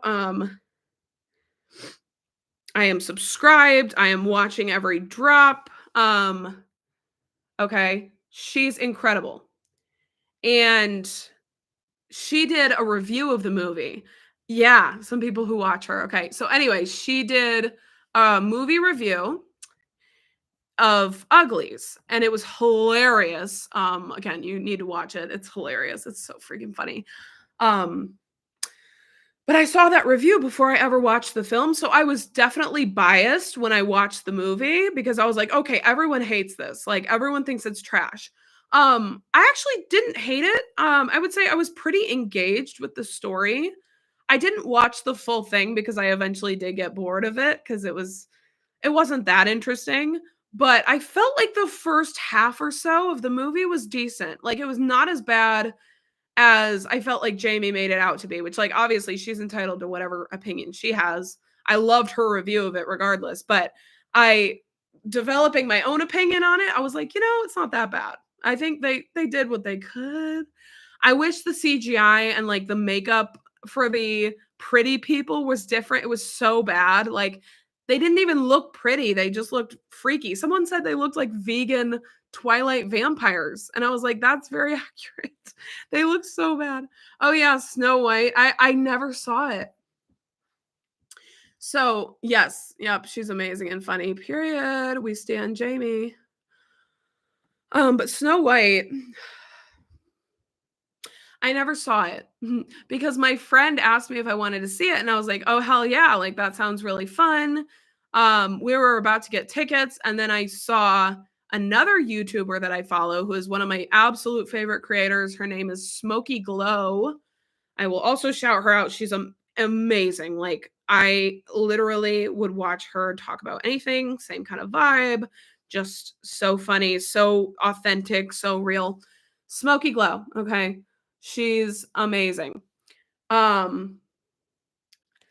She did a movie. She did a movie review and it was titled Snow White, the movie was so bad or something like that. And I was like, "Oh no, like I'm about to go with my friend." And I see that pop up on my YouTube feed. So I watched that. I ended up deciding not to go with my friend after seeing that and I watched the review instead. And then I saw that everyone hated it and it was getting trashed. And I'm glad that I didn't go because uh the dwarves were like CGI, but like they were really creepy, gross CGI. Like they made them look like little old creepy men or something. It was so ugh. So I'm glad that I didn't see it because um I would rather watch something that has like I hate when the CGI is like brought into real life unless it's like Leeches by Melanie Martinez, okay? But I hate it when like a movie like the Snow White live version where it's like a real girl and then these weird little dwarves and I don't know. So, yeah, I never ended up seeing it. But I have loved watching some of the reviews that people have posted online because they're hilarious. And I watched a couple of them even though I didn't see the movie and it gave me all the information I needed. So, um yes, Smoky Glow. Yes, yes, yes. Yes, makeup and comedy, comedy. What was I about to look up? I was like, wait, I need to look this up and tell them. I don't remember. My favorite artist right now is Lady Gaga. You know when like an artist you already loved releases an album and like you're like reminded of how much you love them? That's kind of like what happens every time an artist I love releases a new album that I really like. Obviously, if I don't like the album, then I'm like, oh no, oh no. But I'm just like I have a resurgence of my love. Okay. Um. Oh, I was about to be like, hold on. Uh. Okay, never mind. I was confused about something. Thank you, Elliot and Matt Lifestyle. I don't know if Elliot or Matt is leaving the comment, but thank you. Are you looking forward to the new Chapel Roan album? I am. I would say I haven't. Oh, sending love to Brazil, Gustavo. I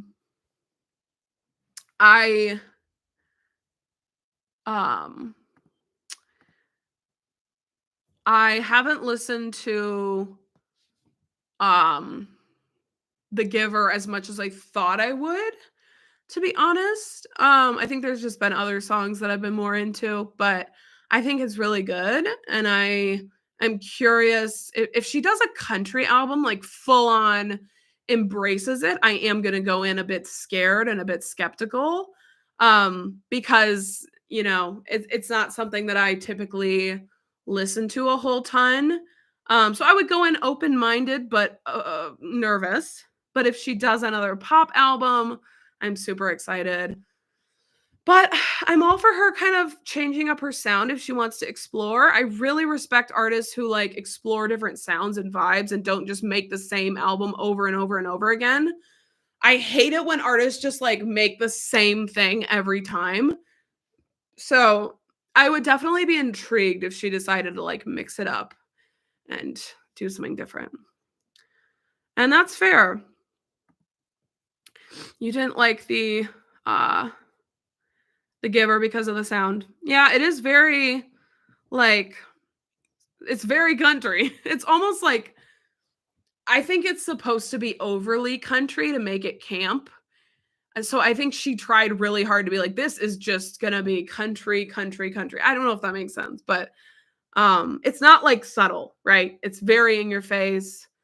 I actually have a critique for that song too. I think it starts out so strong production wise. Okay. Like it's comes in with that big grand sound that I really love. Like I think it's a really cool opening to the song. But then once it gets into the verses and the chorus and stuff, like all that production kind of goes away and it's much more subtle in the background. And that is one of the reasons I haven't listened to it that much is because it pisses me off that it's not like continuing to have that big vibe. So I just end up being ticked off that like it's not it's not building as much as I would have liked. So yeah, I think I bit the bullet. Is that the word? I think I jumped the gun. I keep doing this where I get it wrong. I jumped the gun on saying it's like the best produced song of all time. Maybe that was a little bit dramatic. I don't think it's the best produced song of the year, but I definitely think it's cool. Okay. I definitely think it has its moments. And I like the overall song. I keep going on tangents. People will ask me the most simple question. I'm like, let me tell you my entire life story. Honestly,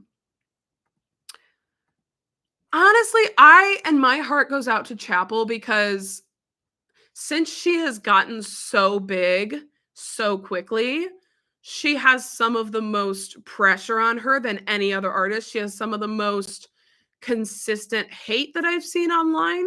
Obviously, any big artist is going to get hate. Like that happens to anyone who has a following. The more you grow and have a bigger audience, the more the hate grows.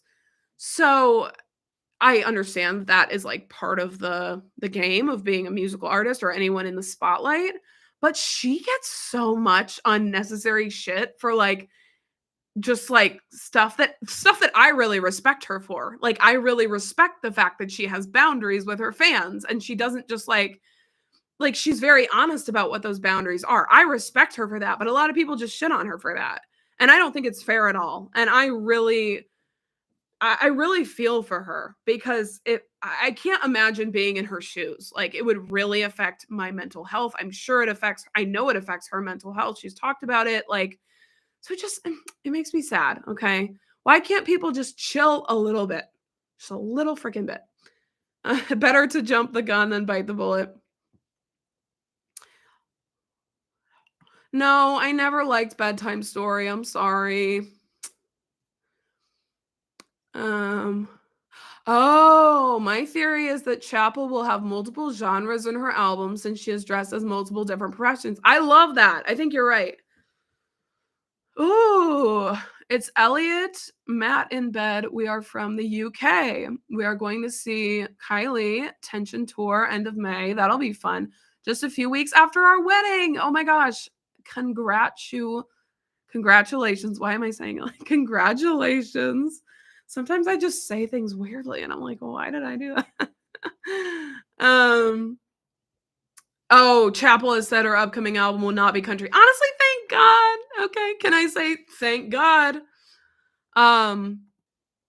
Because I am afraid that the music industry is going to become Oscar, what are you doing? I'm afraid that the music industry is going to become all people trying to do a country vibe. Like we saw how Lana Del Rey might be teasing a country vibe. Beyonce, again, artists can do whatever they want. If they want to experiment, if they want to release something that's country, who am I to tell them what to do? But I am a little bit nervous if people start like everyone starts to do that and it just becomes like country overload. I'm scared. I'm scared. If Taylor returns to country, I don't know if she will do that. People don't like strong characters. Okay, true. If you have a strong personality, if you have strong morals, if you have strong values, if you have strong boundaries, whatever, you will get more hate. That's very true. If you're just like a very, I don't know, chill person and just like, you don't really say anything controversial, of course, you're not maybe going to get as much hate. Although people will just say you're boring and you'll end up getting hate for being chill. So there's no winning. Okay. Hope you're feeling better, love. Thank you. I'm getting there.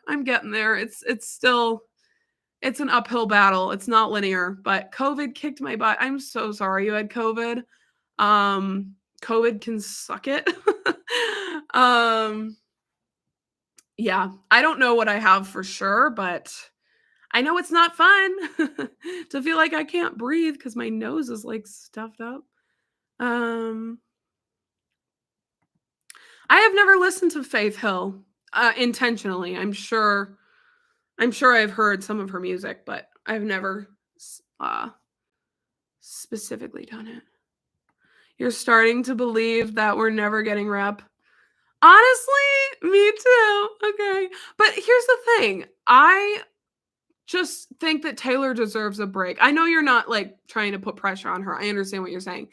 But some people who are like, oh my gosh, like get rep out right now, or like, I'm going to kill you. Like people who are just like so dramatic. I'm like, girl, she just did the Eras tour. Okay. She just did so much. She has given us so much. In my opinion, has been more active than most artists are, which like no hate to other artists. Like they can have boundaries for how much art they create. But Taylor has been working her absolute arse off. Okay. And so I'm all for her like taking her time. Like I'm not in any rush. I understand people who want the album now. I am not really in any rush, personally. So yeah. Will it ever come? We'll see. But tomorrow she could make an announcement. Okay. I don't trust her anymore because I can never predict what she's going to do next. So free Britney. True. Thank you, Soaring Sparkles.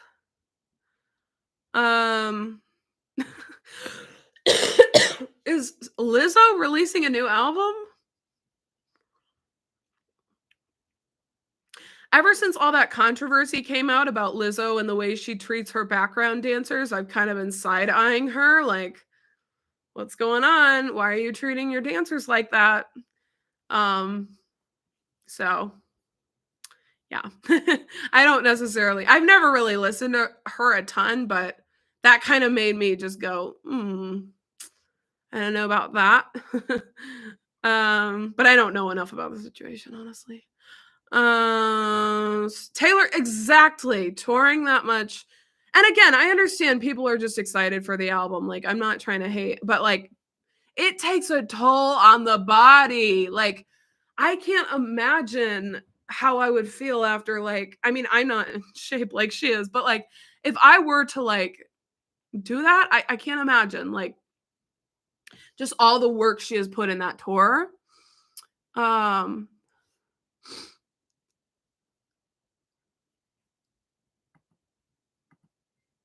Is this a Marina lyric? Yeah, she's been teasing it for years. That's true. She has been teasing it for years, hasn't she?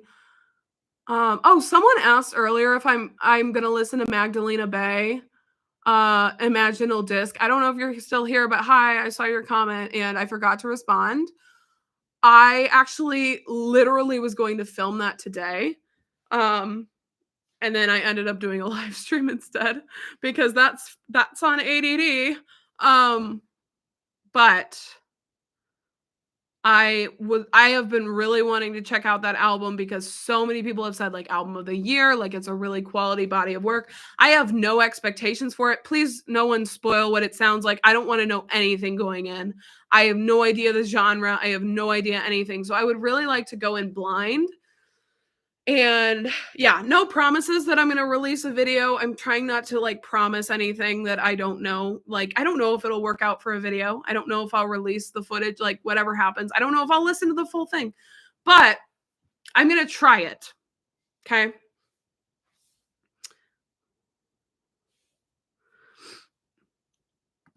Thoughts on Travis Kelce?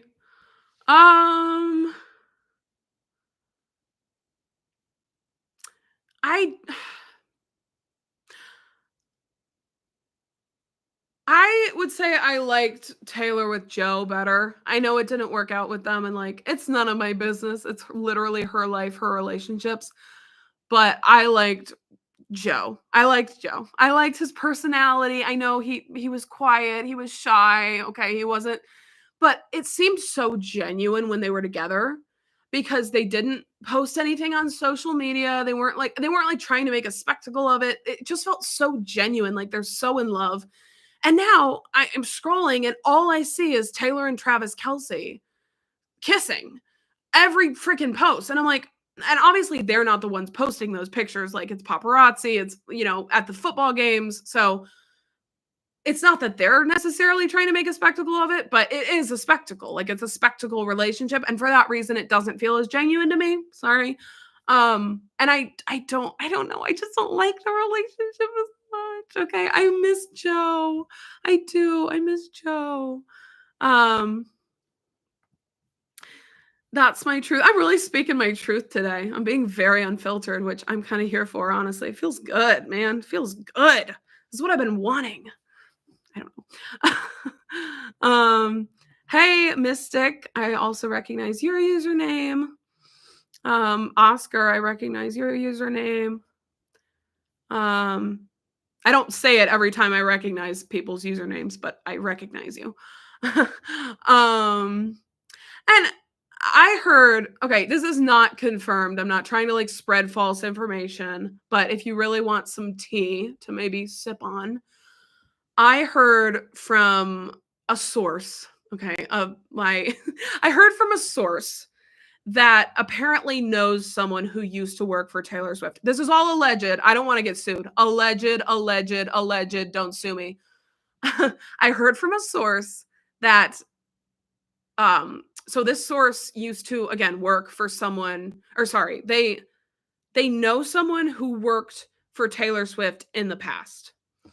And they said allegedly that Taylor and Travis's relationship was for public attention, or like was fake. Allegedly, okay. They said it was fake. They said it was all a publicity thing. Like she's actually dating someone else allegedly, and Travis is just someone that she's like pretending to be within the public light. Now, do I believe this? Not necessarily anymore, okay? Because at the time I believed it because this was a trusted source, someone I know to have character and to not like they wouldn't be lying to me, right? But I now am a bit skeptical because if it's just a publicity thing, why are they going to this length? Like going on trips together just so they can be seen by paparazzi? Like, why would they do all that? So now I'm kind of skeptical that that was a true story from the original source. So take it all with a grain of salt. That was all just an alleged little tea drop that I decided to do, but it's all, I have no idea if it's true or not, obviously. So it's just like one of those things that's hearsay, friend of a friend of a friend of a friend. So anyway, I like to believe that it's not a Taylor thing to do. I know she's a marketing genius. I know some of the things she does just to kind of like get the sales up, like all the different editions of like the vinyls and stuff. I hate that stuff. I hate like all the merch being overpriced, and some of it is just trash. Like I'll call her out on her merch all day. A lot of it has been really, really bad in my opinion. That's one thing I don't like about Taylor at all, is like the merch and like the additions and the remixes. And I'm like, girl, you don't even need to like promote this to get streams. Like people are going to listen to you no matter what. Like she already is a billionaire. Like why are we trying to get money? Like you're a billionaire. Unless you're like trying to give back or something, but like why are you just trying to get more money? So that's never been something I've loved about her. And but I like to believe she's like an honest, at least like an honest person who's like kind. And I like to believe that about her. I don't know her personally. So I would be sad if it was just a fake PR move. But obviously, I don't know her personally. She could be a totally awful person. Like, I don't know. I love her, but she could be terrible. I don't know. The tea is scalding. I mean, take it with a grain of salt, y'all. Alleged. Don't sue me. Do not freaking sue me. I have no idea if it's true or not. And like the song she wrote about Joe just felt more genuine in my opinion. Like thinking about the songs she wrote with Joe and for Joe versus The Alchemy. You're telling me The Alchemy is like, I don't know, it just feels like, oh. Anyway. Okay, that's true. That could be true. In my opinion, I think the relationship is real, but they are contractually obligated to publicize it. That very well may be true. Okay. I would not be surprised. I would not be surprised. But also like they're just in the public light and they can't really go anywhere without getting their picture taken. Like Taylor can't walk to and go to his football game without getting photographed. So part of it is just the public attention that both of them have as individuals and then together. So it's hard to say. It would be so interesting to be, I would literally give a kidney to like shadow Taylor Swift's life for a day and just follow her around. Like not in a creepy way, but like follow her around, just see what she does. Like just it would be fascinating because she's like one of the biggest celebrities of all time. And currently probably one of the absolute biggest celebrities. So like it would just be so fascinating to see behind the scenes. Like what is her schedule like? I'm so freaking curious. But it's none of my business. It's none of my business, but it would be interesting. Travis would have to be a class. Exactly. He would have to be a class actor. And at this point in their relationship where they've taken it to this level, like again, going on trips to like the beach and like Cabo, who knows? I'm like, there's no way that this is just for attention. Like they wouldn't be going on these private vacations. Like it would not be taken to that level, in my opinion. Yeah. Yeah. And like imagine if she was dating someone else. And I kind of hate that I'm talking about this right now, that I'm talking this much about like, I don't even know her. Like her relationships are none of my business. So I kind of feel like a piece of shit right now, but I don't know. It's interesting to think about. But I hate getting involved with the drama. I usually try not to, but imagine if she was dating someone else. How would they feel about her constantly being with Travis, constantly kissing him? They would not be into that. I would not. Like, you would not want to see that constantly, even if it was fake. So I don't believe that at this point in time. It was just kind of some tea I wanted to. I don't even know why I shared that, honestly, but I might regret that in a few days because I might be like, shoot, what if people believe that and it's not true? Benson Boone. I have only really heard his song Beautiful Things. It's a nice song. Like it's very powerful vocally, obviously. But is it a song I really like? No. Okay. Uh that's kind of typical of billionaires. True. Um Thoughts on Ally X? I think she's great. I think she's great, particularly her most recent album and Collection 1, her first album, are my favorite albums from her. The other ones I haven't listened to as much, like, but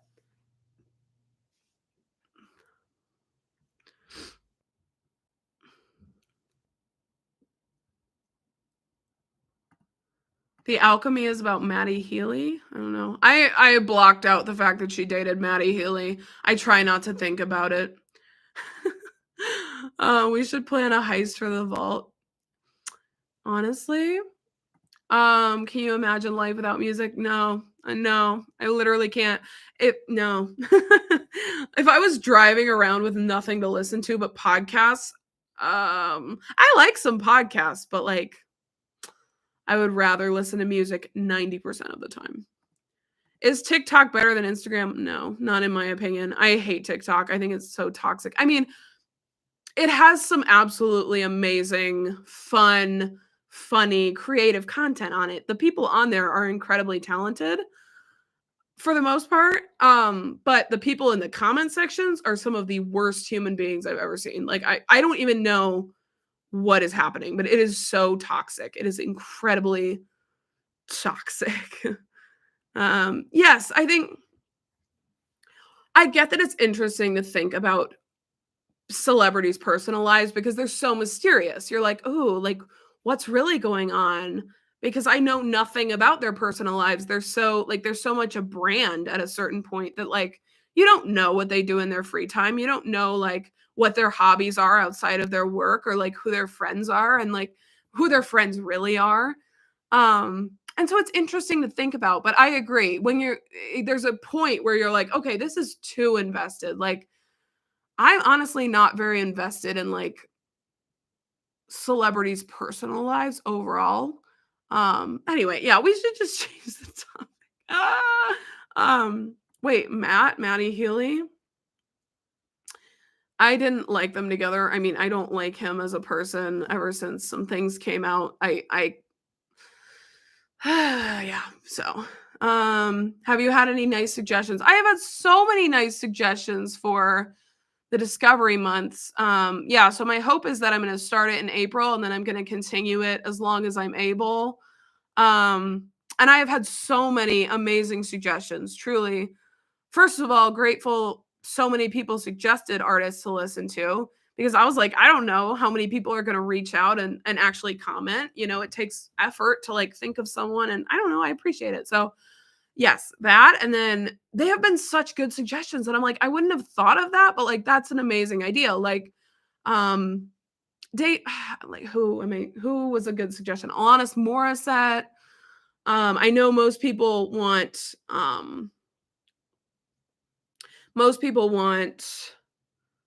um, Janet Jackson, and yeah, so, um sorry, sometimes my brain just stops thinking.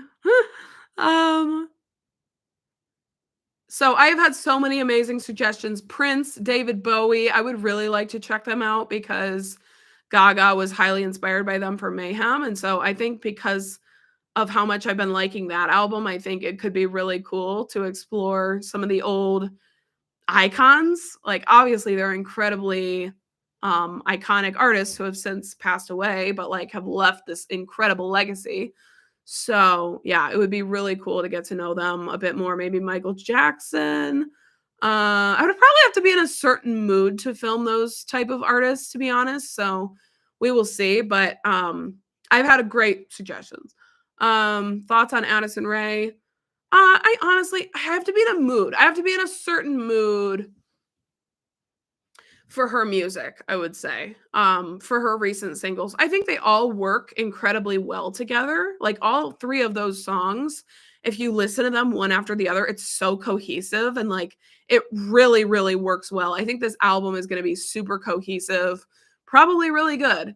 But I have to be in a specific mood. I'm not like a huge fan of her. I'm not like, oh my gosh, I'm listening to her all the time, that kind of vibe. Her music videos always confuse me so much.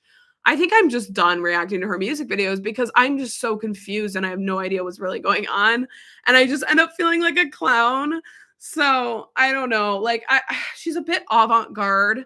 I like to use that word to describe her because I just think it's so fitting for her brand. Like it's very unique and different. And I think for that reason, it's a bit avant-garde for me at times. Do I listen to the radio? No, I don't. Because I have like a Bluetooth in my car, so I just listen to that. And I hate how many ads there are on the radio. I understand they have to like, they have to have ads to make their money and stuff, but I hate the vibe being interrupted. Like they'll play 2 songs and then they'll be like, okay, now a word from our sponsor. And I'm like, oh my gosh.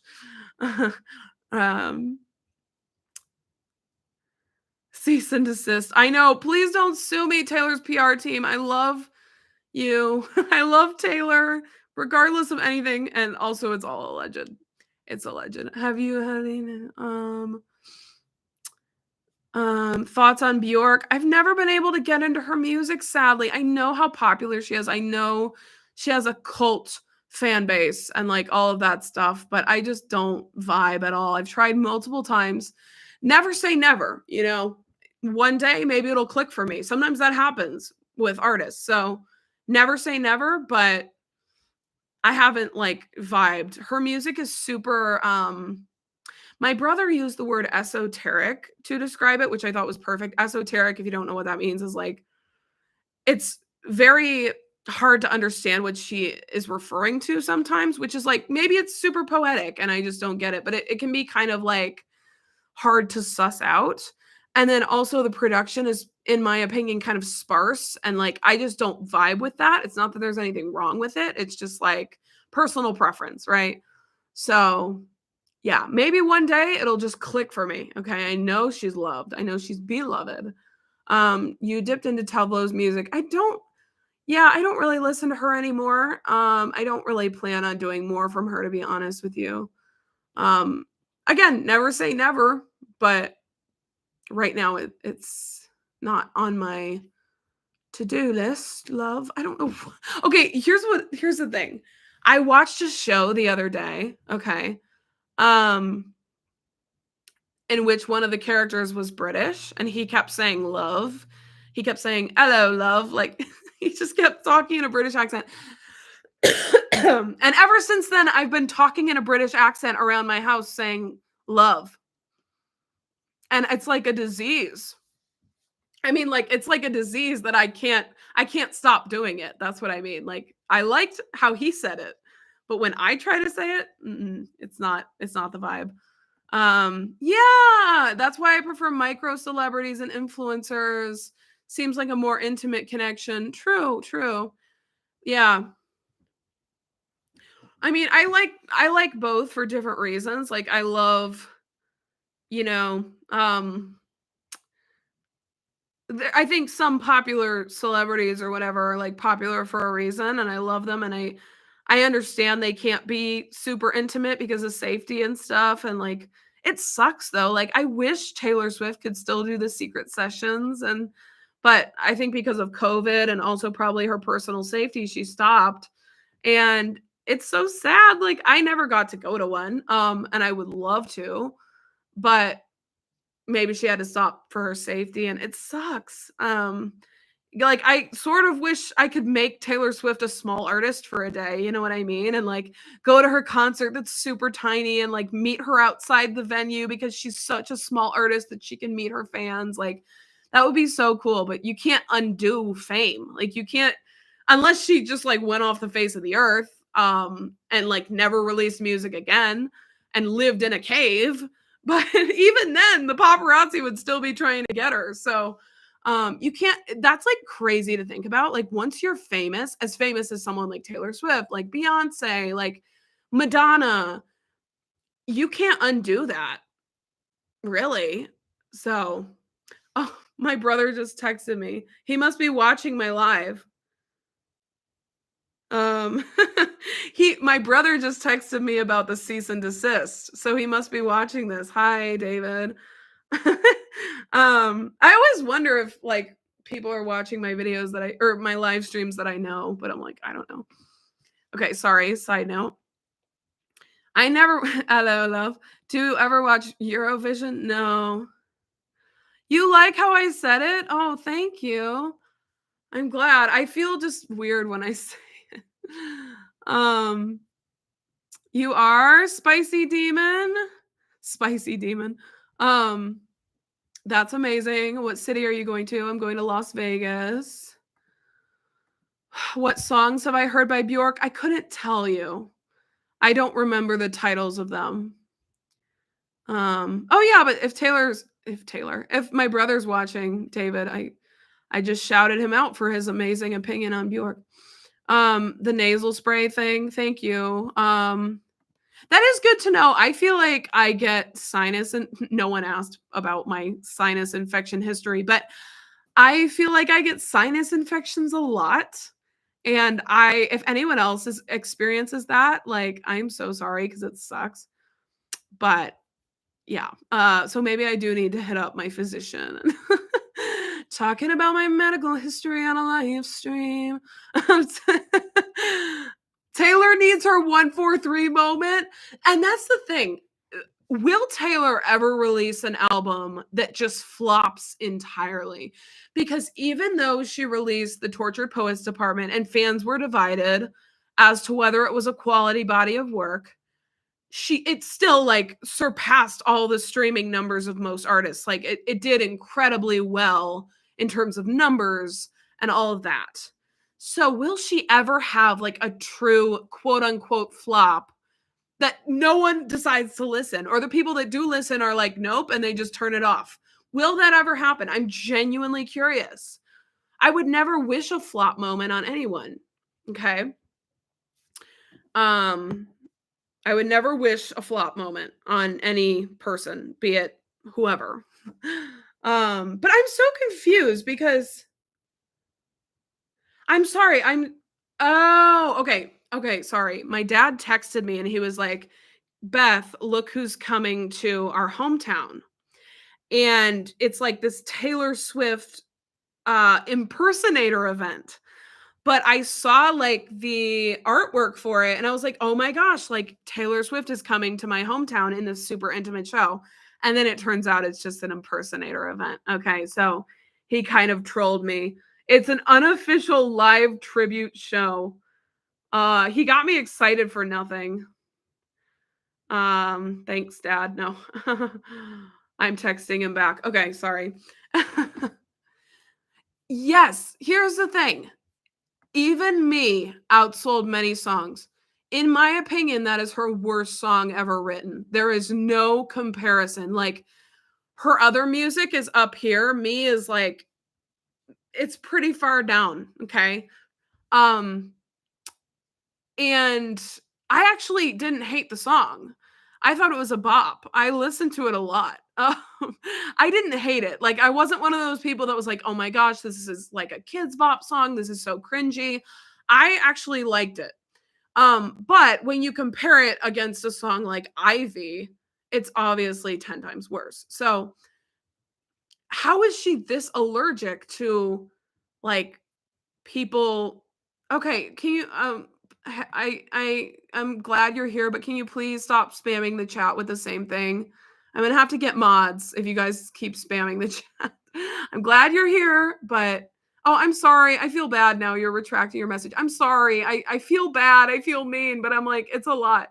Um, okay, not people using 143, and yeah, I kind of did. I'm sorry. I hate when people say flop. I don't even like that word, but here I am using it.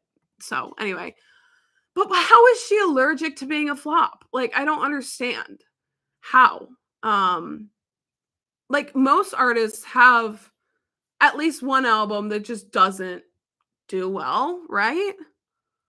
like Lady Gaga, Joanne. I'm not saying it was a flop, but it like did not have the same love that an album like Born This Way did, or an album like Mayhem seems to be getting. So, what's going on? Oh, I'm glad you enjoyed my reaction to Art Pop. That was so fun. I loved it. That's actually one of the most like fun videos I've ever filmed. Okay. I had so much fun.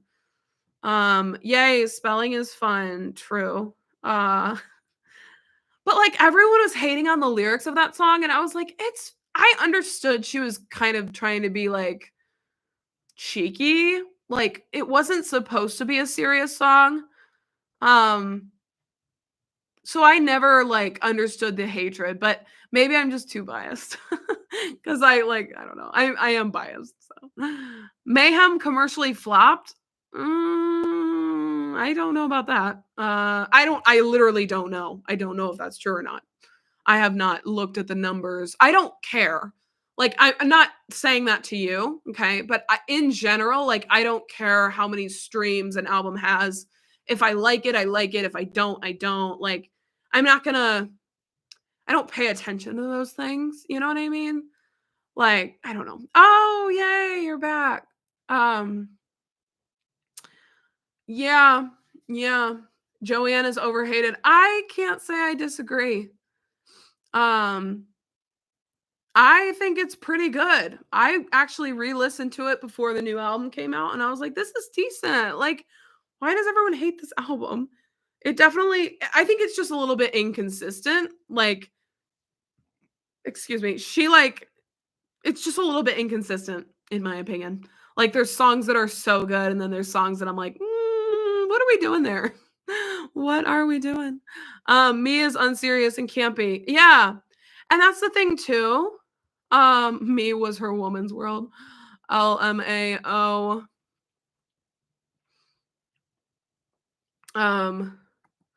Taylor's attempts at humor or cheekiness are usually a miss. Okay.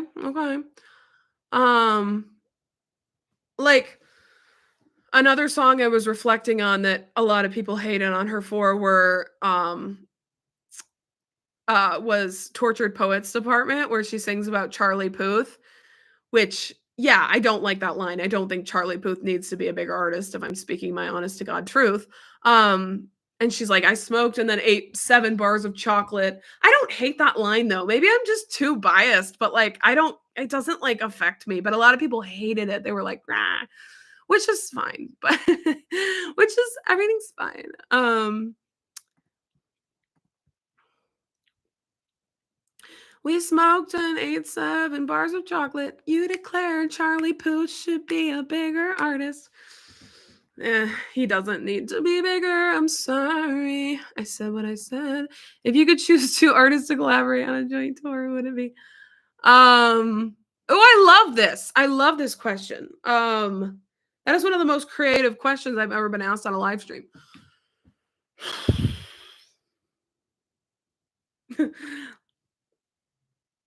Why do I want like Taylor Swift and Lorde to like rekindle their friendship and go on tour together? Honestly, I'm mourning still the fact that they're not friends. I'm not mourning, but like it's kind of sad to me that Taylor and Lorde aren't friends anymore. Taylor and Olivia aren't friends anymore. How cute would a tour of them have been? Maybe you know who? Taylor Conan Gray and Olivia Rodrigo. They could be fun. Lady Gaga and Madonna. Okay, I would be in the front row. I don't care. But they would probably have to like, I don't know if they're still beefing, but they would have to like rekindle their relationship and decide to come together. Come together right now. I don't know why I keep singing. I'm not trying to like make my debut as an artist. Thank you, Ian. I really appreciate that. My main problem with Charlie Puth, okay, is that he constantly is talking about how horny he is. Am I allowed to say that? I feel he is constantly talking about how horny he is. Okay. I don't need to know. I do not need to know that information. Him and Sabrina Carpenter. TMI. in my opinion. I just don't need to know. We all know we don't need to know. Like, just, yeah. Sickening? Gaga and Madonna was sickening? Okay, I knew I'd trigger someone, but I don't care. I love both of them. I think both of them are really incredible live performers, and if they perform together, it would be really cool. To me, personally. Do you see yourself reacting to more K-pop? I should. I do. I do. It's just, yeah, I have to be in a specific mood, and I'd have to, like, figure out who the heck to react to because there's so many K-pop artists. It is just, like, a whole world that you like, it's so overwhelming, right?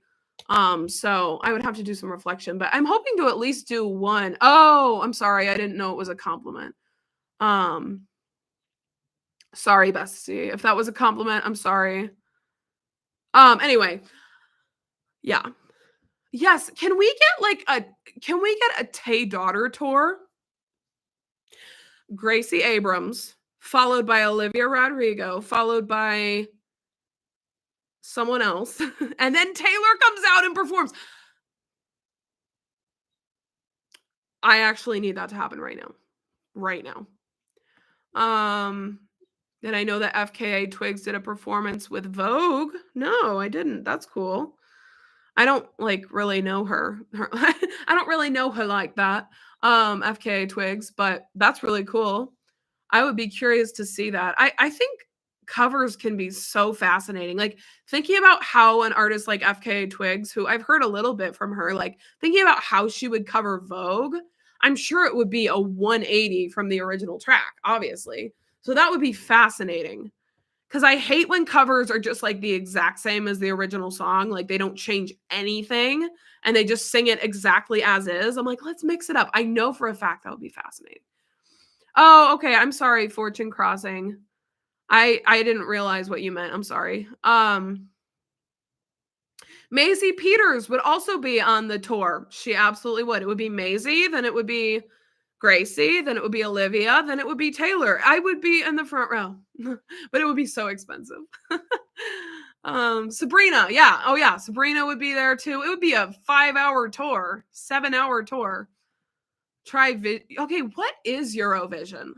Like, I've always heard the term and I don't really know what it means. I think it's a bunch of different European artists coming together, singing, dancing. I don't really know what it is. So let me know. Maybe you can define it for me. But I'm British today. British. I am so sorry to British people, to be honest. Spunky, I am also not a Sabrina Carpenter, like, stan to my core. Like, she's not, like, my favorite artist of all time, okay? There are a lot of artists that I prefer over her. However, I do like her. And if she went on tour, I would probably go and I would probably have a really good time. But is she like, do I think she's the best artist of all time right now? Not for me personally, but to each their own, Some people be loving her. And I think that's amazing that we can all have different opinions. You know what I mean? Truly. I mean, there's someone for everyone. Renee Rapp, I don't know, I don't know that I would need her to be there, but that's fine. I don't really like her that much. We're being honest today, like, really honest. I don't really like her that much. I mean, she's got some bangers, but I don't know. Okay, this person, Elliot and Matt Lifestyle. Eurovision is European countries in a song contest. Oh yeah, a song contest with public and panel voting. It's hilarious. Okay, and quite shocking, ridiculous, and very gay. Okay. Okay. That's interesting that it's hilarious. Like, it's not this serious thing, I guess. That's interesting. Fortune Crossing, I will say, listen to Emails I Can't Send if you're looking for more depth in the lyrics, because that is, in my opinion, has some really deep songs and really much better lyricism than her album Short and Sweet, which is more about, like, the fun vibes and just her making double entendres the entire time. So check it out if you're looking for, if you want to, obviously no pressure, but I loved Emails I Can't Send. Like that era of Sabrina is like immaculate. Like I'm a stan, you know? But then I just felt like, I just feel like I said this in my reaction to Short and Sweet, but like when your entire personality is sex jokes, like it's not just even part of her branding, like it is her entire brand is making sex jokes, talking about how horny she is. Like it's, I don't care for it. Like it just is not interesting to me. I'm like, get a new personality. I need to blow my nose. Sorry, I need to blow my nose. Ah.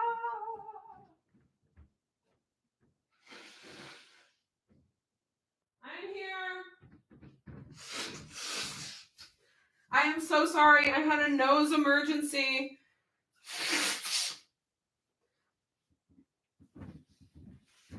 I am so sorry. I like literally my nose was like red alert. Too much information. Okay. I had to blow my nose, okay? You know what? It's like I am not saying I'm Taylor Swift, but when she was on tour and she had to stop the song and blow her nose, that's exactly what this is like. Um Madonna performed at Eurovision. She sings Like a Prayer and Future. Future! Wow. Like a Prayer and Future. What a combo. You're British? Scrolls of Dragons. Well, I'm hoping my accent won't offend you, bestie, because I know that I don't sound like an accurate British person. um yes, exactly. Emails I Can't Send. Gaga collab with Madonna, songs like Holy Water and Judas. Ooh, that would be a sight to see. A mixture of Holy Water and Judas in a collaboration. I would love to see the day. Here's the thing, Mystic. I don't disagree. Like, I know a lot of people loved Short and Sweet. They were like album of the year. Like anytime an album comes out, it's immediately like album of the year, album of the year, album of the year. Which obviously I did in fact say Mayhem was album of the year after 3 songs played. So I am guilty of that as well. But I can't say I agree with the people. Like I can't say I have that relationship with the album. Like, do I think some of the songs are absolute bangers? Yeah. Taste is an immaculate song. I will die on that hill. It is so freaking good. Good Graces, loved it. Espresso, pretty darn good. Okay, pretty darn song of the summer vibes. Please, please, please. But some of them were just so disappointing for me personally, like Slim Pickens. And I can't get over the fact that she ended the album with Don't Smile, which was, in my opinion, like the weakest song on the album. When you build the album up and then the last song is so, in my opinion, weak, I'm just like, it frustrates me. Oh, you like Don't Smile? Well, to each their own. That's why, to each their own. Okay, bestie. I don't know why I keep saying bestie. Okay, you guys liked it. Okay, that's fine. It's 5 a.m. Good morning. It's fine if you don't get Madonna. Again, to each their own. She has a lot to get. She has a lot to wrap your mind around, to be honest. I would be curious to see what Sabrina does next. I haven't listened to all her old music, but from what I've heard, I actually really don't vibe with it. Like I don't vibe with Singular Act 1 or 2. I know a lot of people love those albums, to each their own, again, but I don't vibe with them. So if she was to come out with another album, I would just be so curious because it's been so inconsistent as to whether I've connected with her music. Like Emails I Can't Send was like my favorite album of that year, you know? So it's going to be interesting. Um,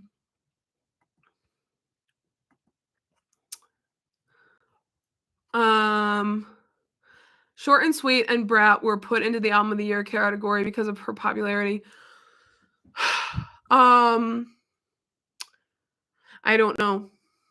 I'm not behind the scenes deciding on that stuff, but it's an interesting thought. I mean, I'm sure there's a lot of albums that because of I think Tortured Poets Department was 100% nominated for best album because of Taylor's popularity and impact. I do not think it had any business being there. And I again, like I don't need to say this, but I'm a huge Taylor fan. Overall, I would say I liked Tortured Poets Department more than a lot of people did, more than some people did. So it's not even like me hating on the album or saying it's bad because I really liked it, but it was not the album of the year. So I think that was very biased of them to put it on the album of the year. But I mean, Brat is actually a very good album. Do I personally think it should have been album of the year? Not for me personally, but I think it's very good. And it had like a lot of lyrical depth and some real fun moments. So I wasn't mad that it was nominated, especially because I think Charlie deserves her moment. Like I really do. She's been at it for a while, and I feel like she doesn't always get the recognition. So I'm kind of glad that she had her Brat Summer and like pop off, But Short and Sweet, I definitely don't think deserved a Grammy nom, if I'm speaking my honest to God truth. And I think instead, Eternal Sunshine should have been nominated. I will die on that hill. I think Eternal Sunshine was easily one of the best albums of last year. And the fact that it wasn't nominated is almost laughable because why was Short and Sweet nominated over Eternal Sunshine? I will just never understand it personally. And Ariana, maybe she's not as popular right now. Like, she's not maybe on Sabrina's level chart-wise, I don't know, but who cares? Like, if they're really that biased, they need to. Good. It is evening here. I've been on here for a while, but I'm kind of vibing. I hope you guys are cool with that. Uh, again, I wasn't even planning to go live today. I just randomly was like, but I feel like we're vibing. This is a good vibe for me. Good day, night, evening, morning. It is literally 8:30 p.m. here. I woke up super late today, okay? My sleep schedule is, like, literally nocturnal. It's really bad because I haven't been sleeping well because 'cause I've been sick, and then, yeah, I haven't been sleeping well because I was sick, and then that kind of throws off the whole schedule, so, I honestly slept terribly last night. So bad. And that's a good line. Don't smile because it happened, cry because it's over. It's a good line. I can't hate on that.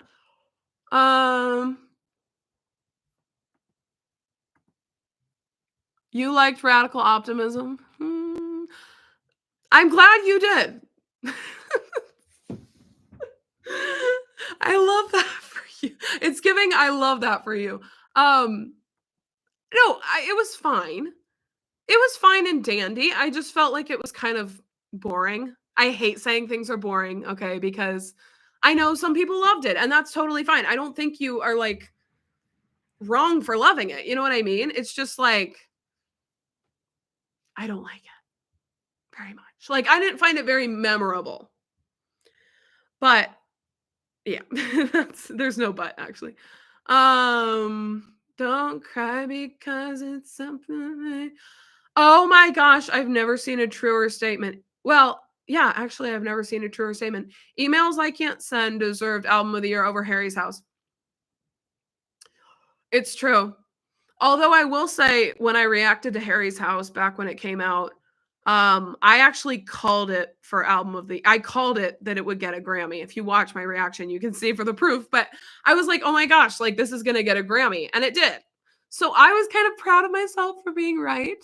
And I do think Harry's House is a really good album. But I was kind of side-eyeing the fact that it won. Okay. Like Emails is a better album for me. For me. But Harry, gets his moment. I like Harry. I don't know. Where is he, by the way? It's fine. He hasn't released in a while.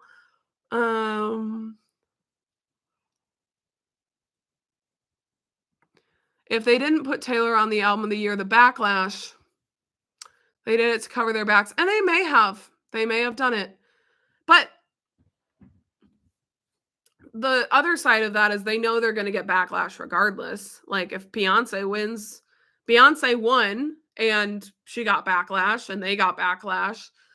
So at the end of the day, like they're not able to avoid that entirely. So it's curious. It's curious. It would be interesting to know what goes on behind the scenes of the Grammys. It would be very interesting. People saying Beyonce bought her win. I don't know if that's true. I like to believe it's not because I don't want to support someone who does that, who's like that like overtaken by the need for commercial success and a Grammy that they buy it. Like that's gross to me. So I really hope that's not true. But I don't know. I don't know. I don't know Beyonce personally. I don't know. Like fame can really change people. I mean, obviously. So I don't know, but I like to believe she's just like chill and nice and you know. Um I'm so glad you like these. For real. Thank you for being here. Thank you all for being here. A mixture, yeah, I think this is probably accurate, the most accurate statement so far. A mixture of popularity and critical acclaim. I don't think it's one or the other. Yeah, I don't think it's one or the other. But Taylor was only nominated because she's Taylor. It's just true. Like it's just it's sorry, I thought I was off center for a second. It's just true. It's just true. Like some things are like opinion based. That is just a fact. Like that she was nominated because she's Taylor. Like I will die on that hill. Love you, Taylor. Love you. But award shows are just rage bait. Okay. I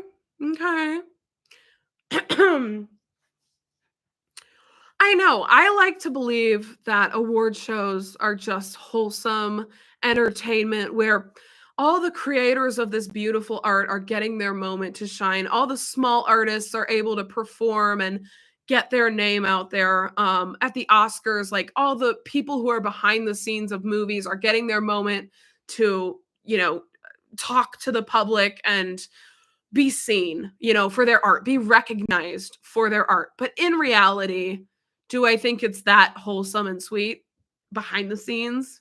Not necessarily. I like to believe it is because I live in a fantasy world where I just like to believe everything's perfect. But I know it's not. I know Hollywood is corrupt. Okay, Madonna told us in her album. You're in India? Okay, it's 6 a.m. Wow. Well, I'm sorry you didn't sleep because you're watching this. Gaga is, it is. She has not gotten an album of the year either. Yes, it is time. I want Mayhem to win. I know we're only in April. And in one of my videos, I literally said it's only March. Like, chill. No, I actually think Mayhem should win. But I'm scared because what else is going to come out this year? Yes, I know opinions aren't facts. I was just kind of making a joke that it's a fact that Taylor was nominated because she's Taylor, which in my opinion, it is a fact, but that's my opinion. Now we're getting into some Inception vibes. I was just kind of being cheeky. Like I was just kind of being a little sarcastic. I tend to be sarcastic. Okay, that's true. That's true. I prefer safe, the word safe instead of boring. No,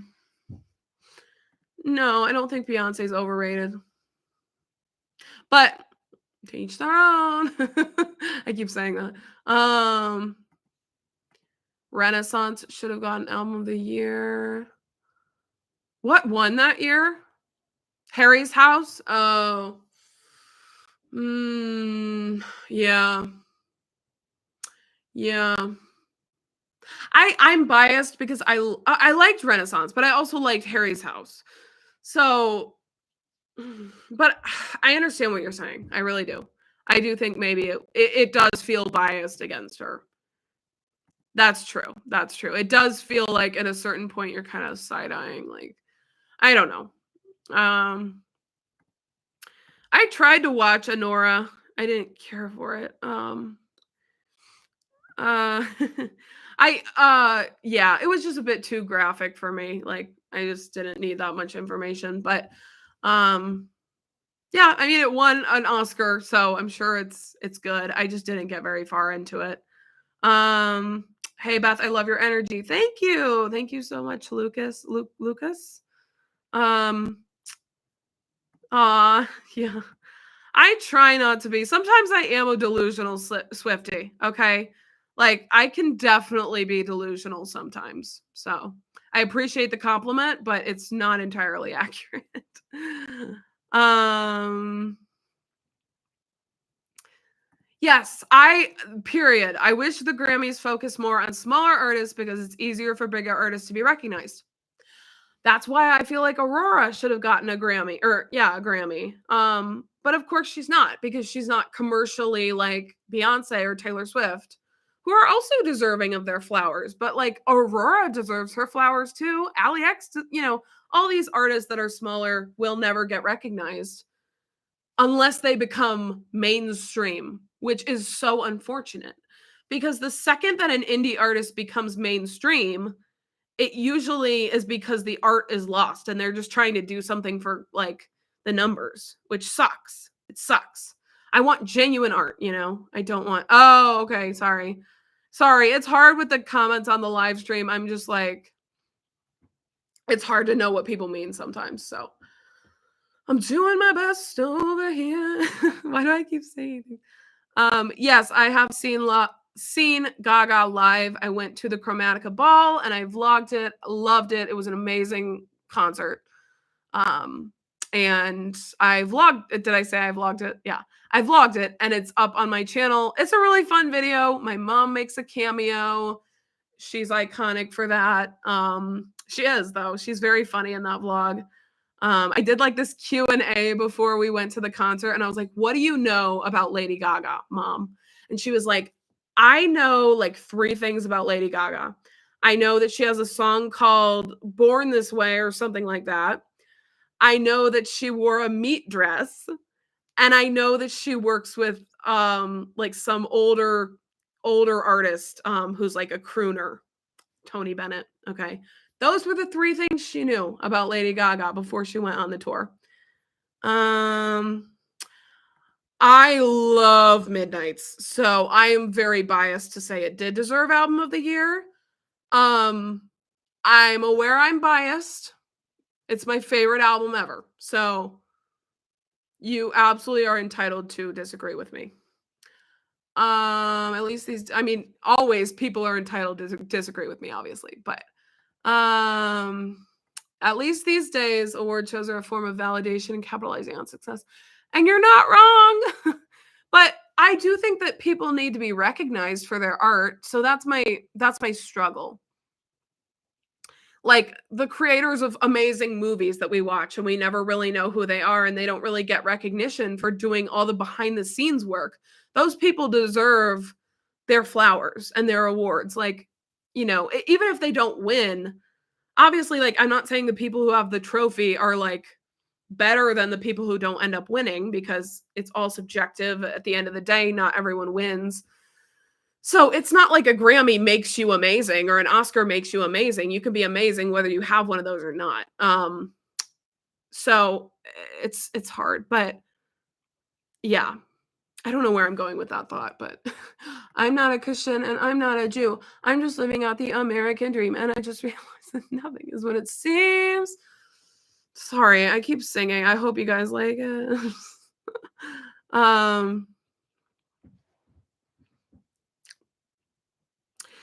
Yes, that's true. There are some albums that a lot of people might say are safe, but that I love and I think are so good. Like Rosie by Rose. I'll say it was pretty safe. It was a safe sound. It was a safe sonic landscape. There was nothing about it that was like, oh my gosh, she's like taking risks here. She's doing crazy things. But I loved it. Like I ate it up. So it's hard I don't think it lacks substance because it's safe. You know what I mean? But some people might be like, "Oh, it's boring," because it's not this crazy thing. I don't know, I'm reflecting. Doja Cat, I don't listen to her a whole ton. I loved her album, Planet Her.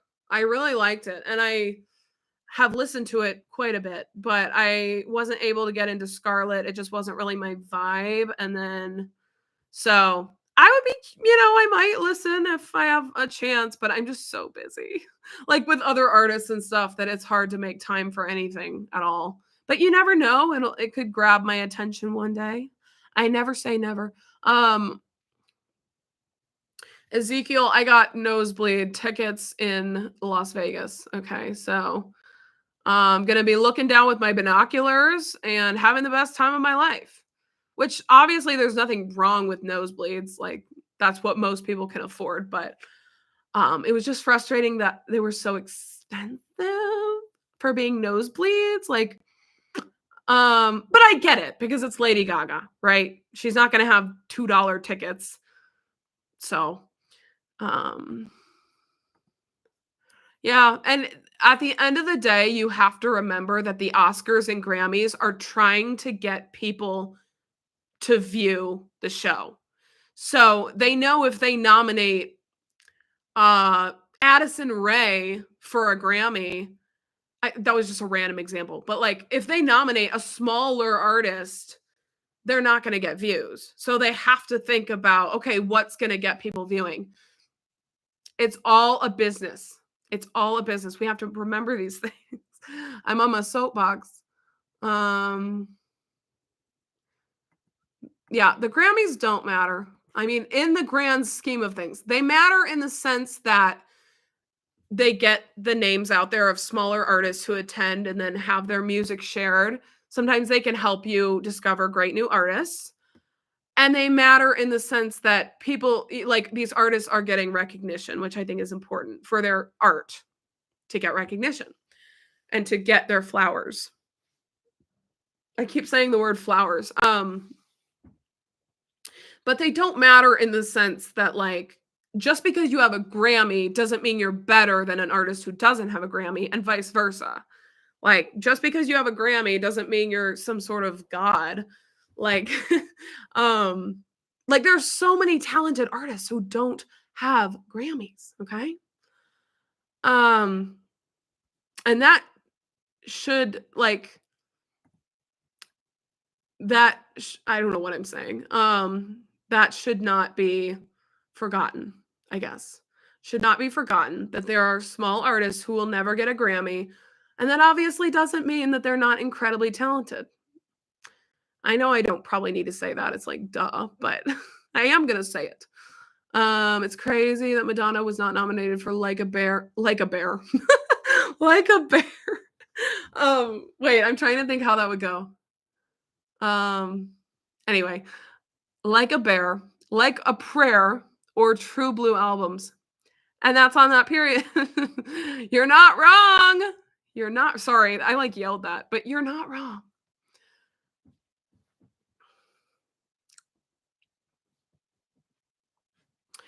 Honestly, The Wolf, that is an amazing point, and I couldn't have said it better myself. Charlie is the perfect example of the Grammy nonsense, the Grammy BS. Her work has been incredibly influential and critically acclaimed for years, but she only got Grammys when Brat became a mainstream moment. Period. Period. That's actually my favorite comment I've seen yet because it's so freaking true. Like, what do you mean Crash was just like so overlooked? Like, I love that album. I thought it was amazing. And I haven't loved every single Charlie XCX album. I haven't liked every single thing. Like, she's a bit intense for me at times, like just not my vibe. But I do really respect her. And yeah, I just totally agree with what you said. Like, as soon as she became mainstream, it's like, oh wait, let's get on this. It's like, you're late. It's too little too late. Actually, how I'm feeling now, that was really good too. Again, it was like, was it entirely my vibe? No, but I respect her for that. And I think she deserved her flowers years ago. And that's on that. I don't know why I keep saying, and that's on that period. Like, what? Why am I talking like I'm on TikTok or something? You love Chromatica? That's good. I love that for you.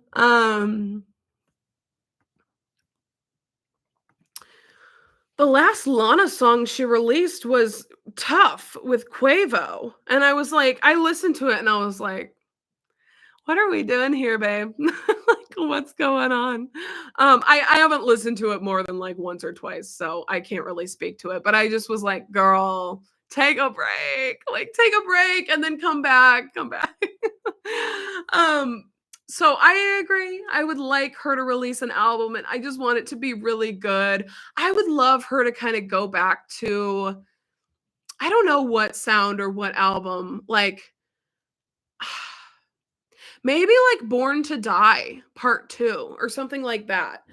I loved her most recent album, but I feel like it hasn't aged as well for me as her other albums, if I'm speaking my truth. So I think I would like if she went back to kind of her old. I'm not saying she should do exactly the same thing she did before, but like if she would go back to a sound that she's kind of explored before a little bit, I don't know.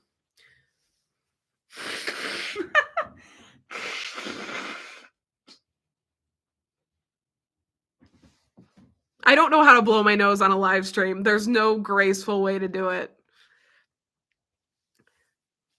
Have I heard something beautiful? I haven't. I haven't heard Miley's singles. I can buy myself flowers. But here's my thing. If I'm going to speak my truth, I've spoke of this before. Why did I say it like that? I've spoke this before. I liked Eternal Sunshine when it was released, but I don't think it's aged well. I don't think it has really stood the test of time. Like, it's still a fun little album, but I don't know. So I'm hoping she'll come back with an absolute banger of an album. No pun intended, bangers. And just come back so strong. And I agree with you, Curl Curl. Miley's new sound is so promising. When I first heard the snippet for End of the World, I literally hated it. Like, the first moment I pressed play, I was like, oh my, I literally thought to myself, she's in her flop era. But then I listened to it again, and I was like, wait. And then I listened to it like 12 more times, and I was like, this is actually really good. So yeah, I think often when an album or a sound or a song has to grow on you, I think that's often a good thing. That's like a good sign that it's going to age well. When a song immediately hits you, you immediately love it. It sometimes cannot age as well. It definitely depends. It's all depends. But for me, at least, like, that is my experience. Sometimes the hard hitters, like the immediate, I love this song, end up like moving to the bottom of my ranking on an album, or like I don't go back to them as much. But the growers are the ones that stick with you. That is my opinion on that. You like the bad guy. Wait, how does it go? You like, she's on your mind. Why can't I think of the melody? Yes, I know. It's How Bad Do You Want Me by Gaga, Taylor, or whatever. It's by Taylor. No. I often do think of it as being a Taylor song, if I'm being honest, but I know it's not. Tattoo for us last week. Why can't I think of how it goes? I literally listened to it all day yesterday. A complete genre bending album. Okay. Oh yeah, she's doing country. We'll see how that goes. We'll see. I haven't had an album from her that I straight up hate or dislike, really. So yes, I meant it's Endless Summer Vacation. What did I say? Did I say Eternal Sunshine?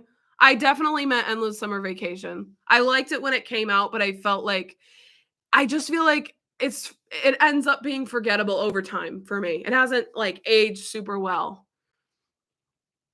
Yes, not Eternal Sunshine. I think Eternal Sunshine is timelessly good. Like, I could put it on today and eat it up. Yes, I don't think anything will ever top NFR for me. It will be really hard, and I'm not someone who thinks that an artist has to top their album, every time. Like, for instance, when Solar Power by Lorde came out and everyone was like, "Oh my gosh, like, it's not like Melodrama, like, it's not as good." I wasn't thinking that at all. I enjoyed that album. So, do I think it's as good as Melodrama? No. But I enjoyed it for what it was, and I wasn't expecting her to make a masterpiece like Melodrama, like, necessarily, you kinda have to lower your expectations a little bit. Um, like, not every artist can be making their best album every single drop. That's just humanly impossible. I am sorry I said Eternal Sunshine. I revoke it. I retract that. I love Eternal Sunshine. I love it. I love it. I love it. I love it. No, I love it. I love Eternal Sunshine. I love Eternal Sunshine. I love Eternal Sunshine. Okay. Guys, I'm sorry. I misspoke. I feel terrible.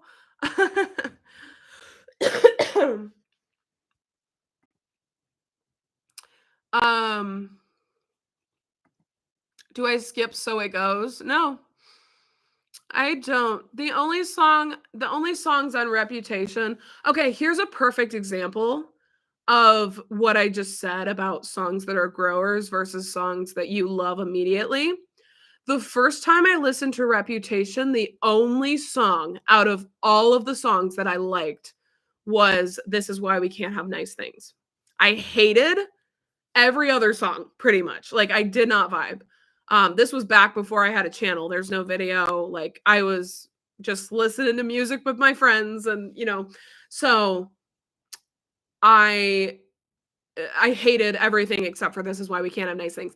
And ironically, now I pretty much love every song except This Is Why We Can't Have Nice Things. I also don't really like New Year's Day.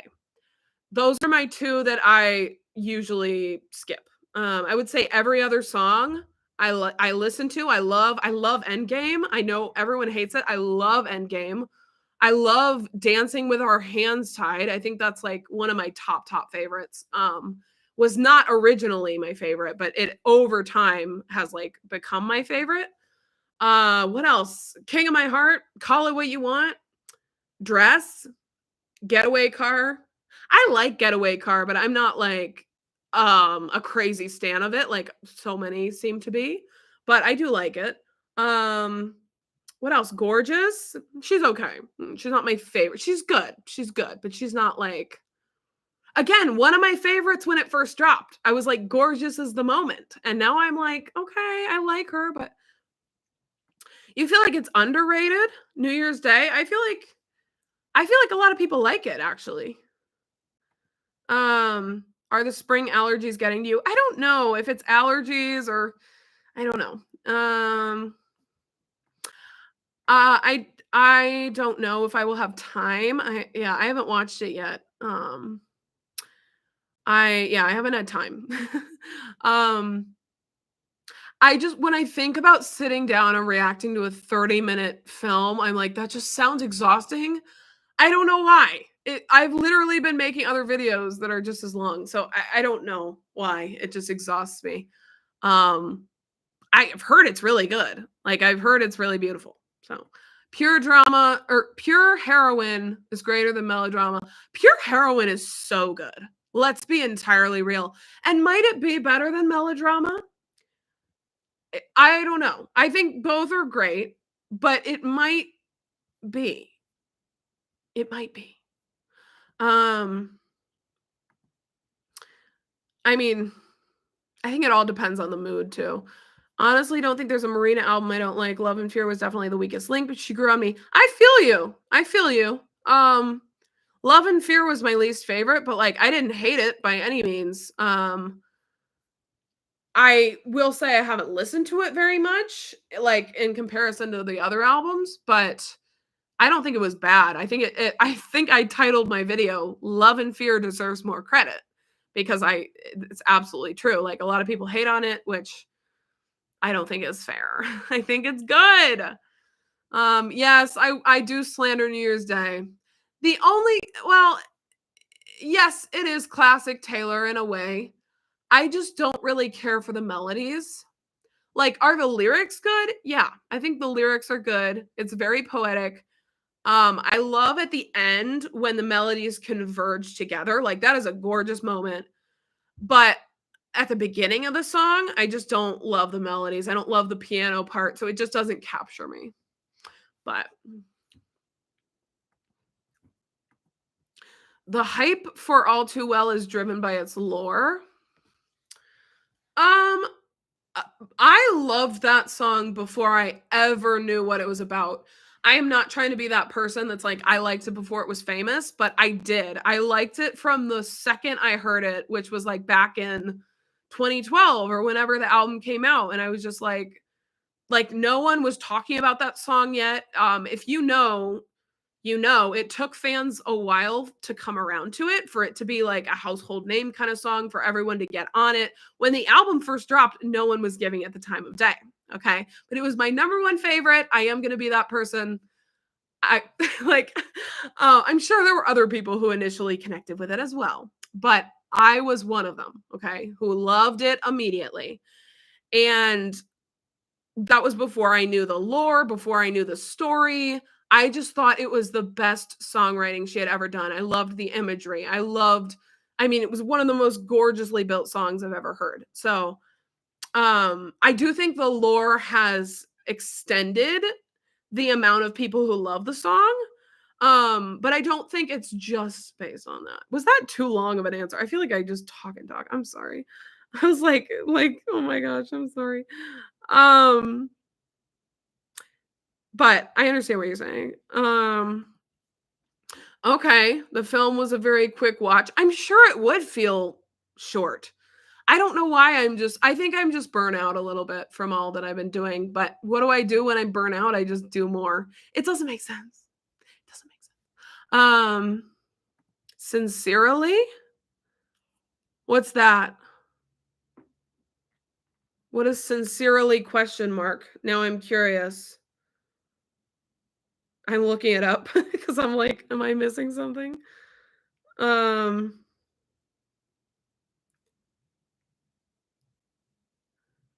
Oh, Kaliukis? I'm confused. I've never said well, I'm confused why you're assuming I'm going to react to it just because I've never said I'm like a huge fan of her or anything. I've never reacted to her, so I don't really follow her. I mean, I liked her on the Jenny song. She was amazing. I think I've tried to listen to her before and it was just a bit too R&B for me, or a bit too experimental or something. So I don't know that I will be reacting to that. I don't know. I don't know when it's coming out. There's so much coming out. Like Gaga Cella. Oh, you're right. Okay. See, there's so much coming out. I can't even keep up. I don't have any time to like just sit where I'm at and enjoy myself. Like, but it's like, it's all good things that I'm enjoying. Like, I'm not trying to complain about the fact that these artists are active, but I'm just getting to a point where I'm like, I can't keep up with everyone. And I think I have to be more selective with the artists that I keep up with and that I react to, and that I'm like on their album the moment it's released. Like, I'm going to have to be more selective. So, but I will say that there's not a lot of artists dropping that I'm aware of this year. Like, we've gotten through a really busy season. Now I'm only waiting on Madonna, Lana Del Rey, and Miley. And anyone else who decides to come out of the woodwork, because God knows they will. But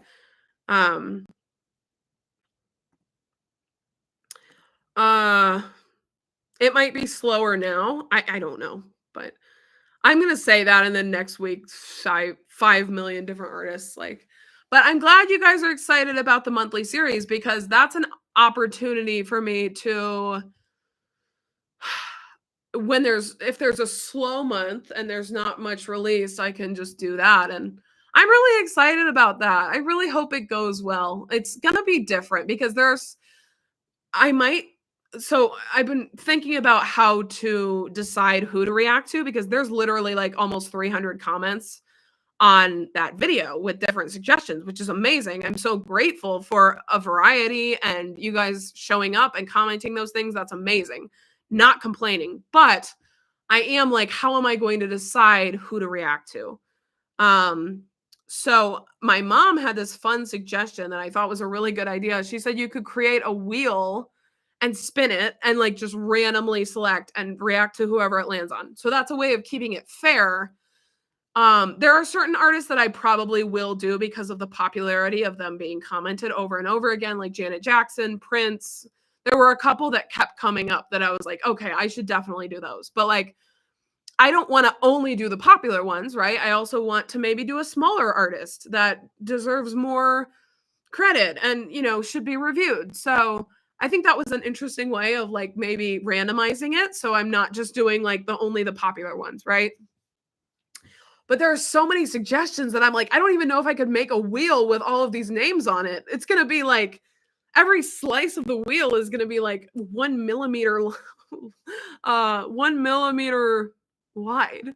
Yes, she is a genius. She has some of the best ideas sometimes, man.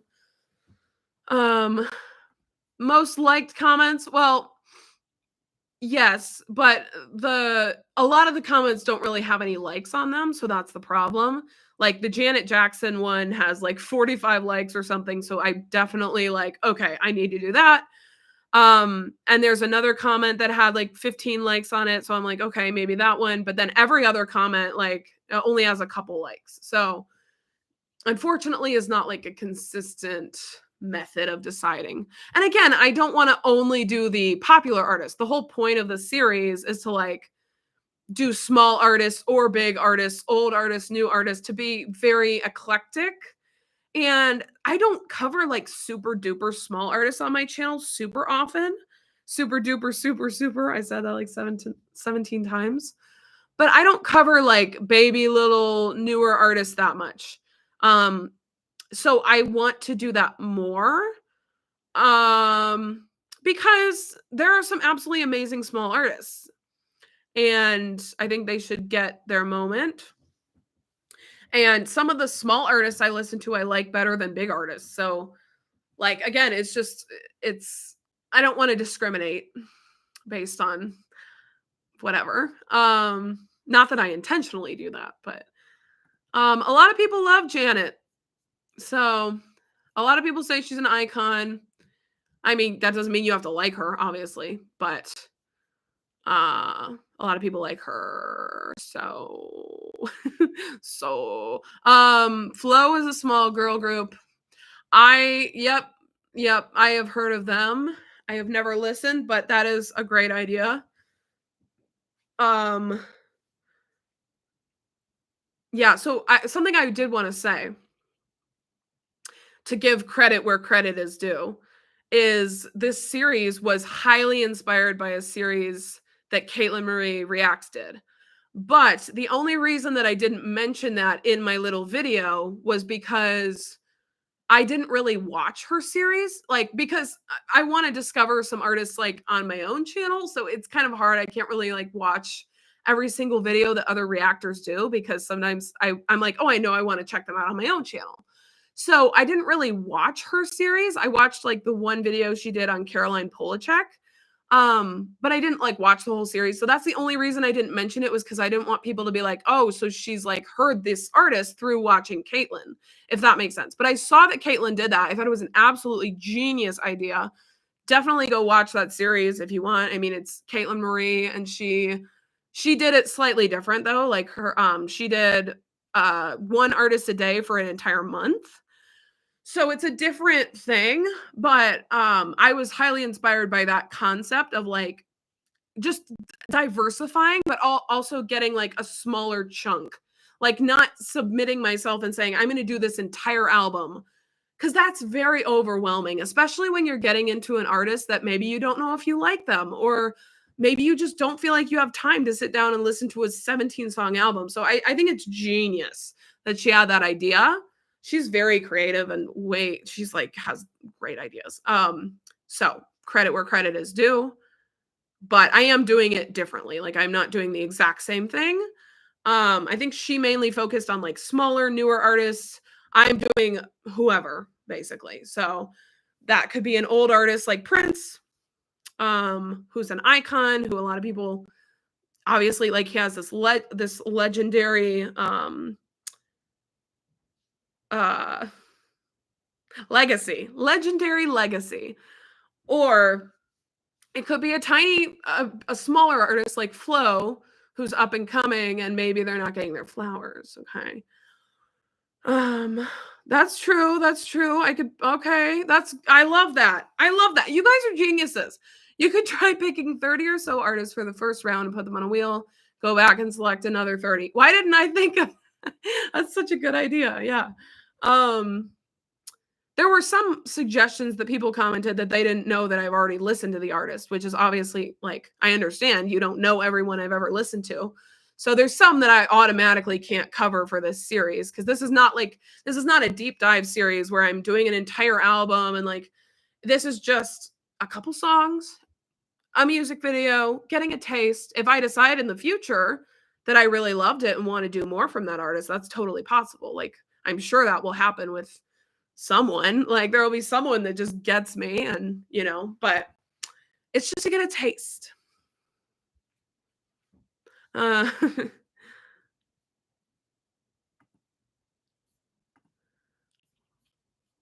Okay, so you do like Janet, you just interesting. Okay. All access areas. Okay, access all areas. I keep seeing that. That's the one to check out. So there's also a possibility that some of the people on the list, I will decide to just react to the full album instead of doing them for the series. So in that way, I'm like, is this whole series pointless if I'm just going to like end up selecting people to react to in full? Like for instance, let's say I listen to Magdalena Bay's album, which I want to do. I want to just go in with the full album for that. It's called Imaginal Disc. I've heard it's so good. So I wouldn't want to just do them for the series, because I'm like, I just want to check out the full album. Like I want to start from the beginning and go on the whole journey. So I might end up covering the full thing. It depends. Don't quote me. I'm not sure if it'll work out for a video or not. But yeah. Yeah, I like the idea. And oh, honestly, sometimes I use the flip a coin feature on Google. If you Google flip a coin, it will flip a coin for you and you can decide. And sometimes I do that when I don't know, like if I have two albums I'm deciding between listening to, I'll be like, should I do this or this? And I'll flip a coin. Oh yeah. Oh yeah, I think I saw your comment. Yeah. I love when you guys remember things I've said. It really means a lot to me, like that you remember that I didn't vibe with 333. Like that, it just means a lot to me. So thank you. But I want to recommend Tanash. I don't know how to pronounce her name. People got so mad at me when I reacted to Charlie XCX Deluxe and she was on the album and I mispronounced her name, which obviously I wasn't trying to. I wasn't like being disrespectful, but people came at me like I was intentionally mispronouncing it. And anyway, so I don't know how to pronounce her name, but Tanash, I don't know. Her other album, BB Angel. Okay, good to know. Good to know, because it's 7 tracks. So maybe I could maybe it would be easier to get into a shorter album, especially if it's less experimental. Dandelion and Hampstead. Those were my favorite tracks too, but I think now Twilight Zone is Twilight Zone is that girl for me. And Hampstead, it doesn't have the replay value that I wanted it to, but I think it's gorgeous as a song. I would say ballads don't have a lot of replay value for me. Like, you know how I love Madonna's ballads, but I don't they're not always the ones that I go back to the most just because they're so slow. Just a fun fact. Thank you. I'm so glad. I've listened to maybe the first couple of tracks off Control by Janet Jackson. So basically, I sat down, I tried to film a reaction, but I was so tired that day. I definitely should not have like tried to listen in that moment because I was exhausted. And that was my own fault for like, I was excited, you know, I was like, oh, I'm excited to check this out, but I should have just waited until I was more rested. So I couldn't get through it because I just didn't have the energy. But I liked it. It was like, I want to say I hated the first song at first, and then over the course of listening to it, I like loved it by the end of the track. Like it was such an insanely interesting experience. I was like, I hate this. And then by the end, I'm like, oh my gosh, no, let's go. So one of those just grower moments for sure.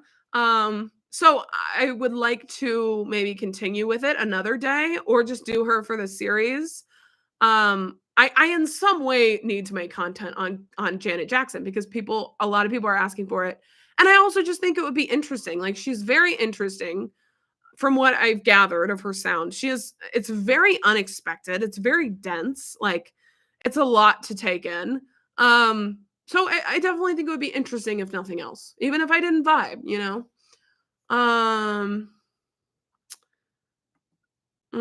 Can't get into Warm.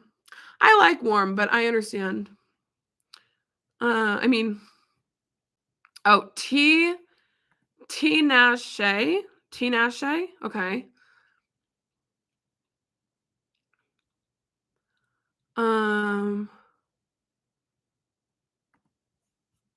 Oh, that's a good point.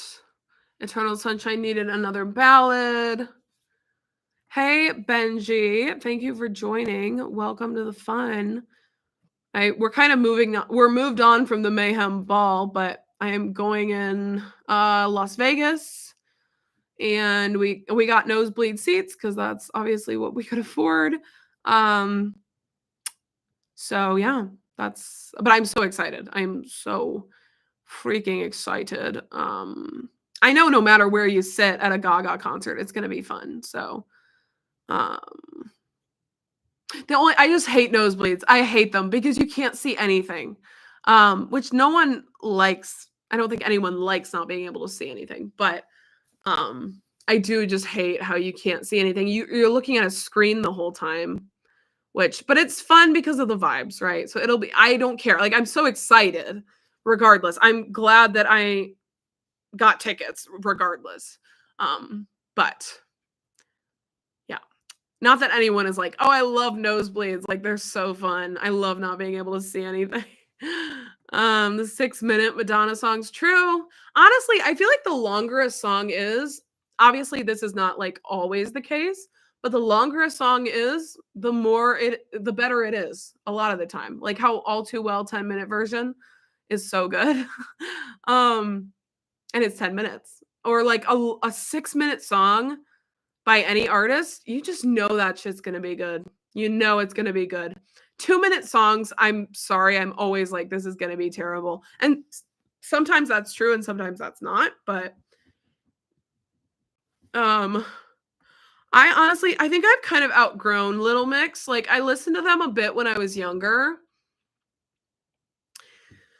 And they're fun. Like they're very fun, but I don't think I'm into them anymore. Like I loved Black Magic. That was so good. Or shout out to my ex. Yeah. But I think at this point in my life, I just don't have the interest in listening to them. It's always a bummer when someone like you outgrow them. It's so sad. I think I talked about that earlier, but it just is so sad. Like, what do you mean I don't want to listen to Conan Gray's back catalog anymore because I've kind of outgrown it? Like, what's up with that? I don't know why it's called. I think it's because you're so high up that your nose is going to bleed because of the atmosphere or something.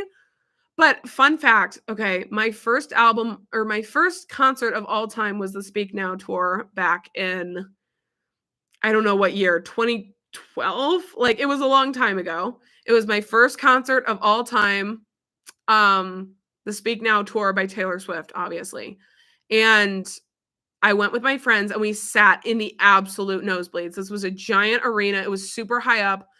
And I felt super queasy because we were so high up. My nose obviously didn't bleed, but I felt super queasy because it's like it's very jarring to be that high, obviously.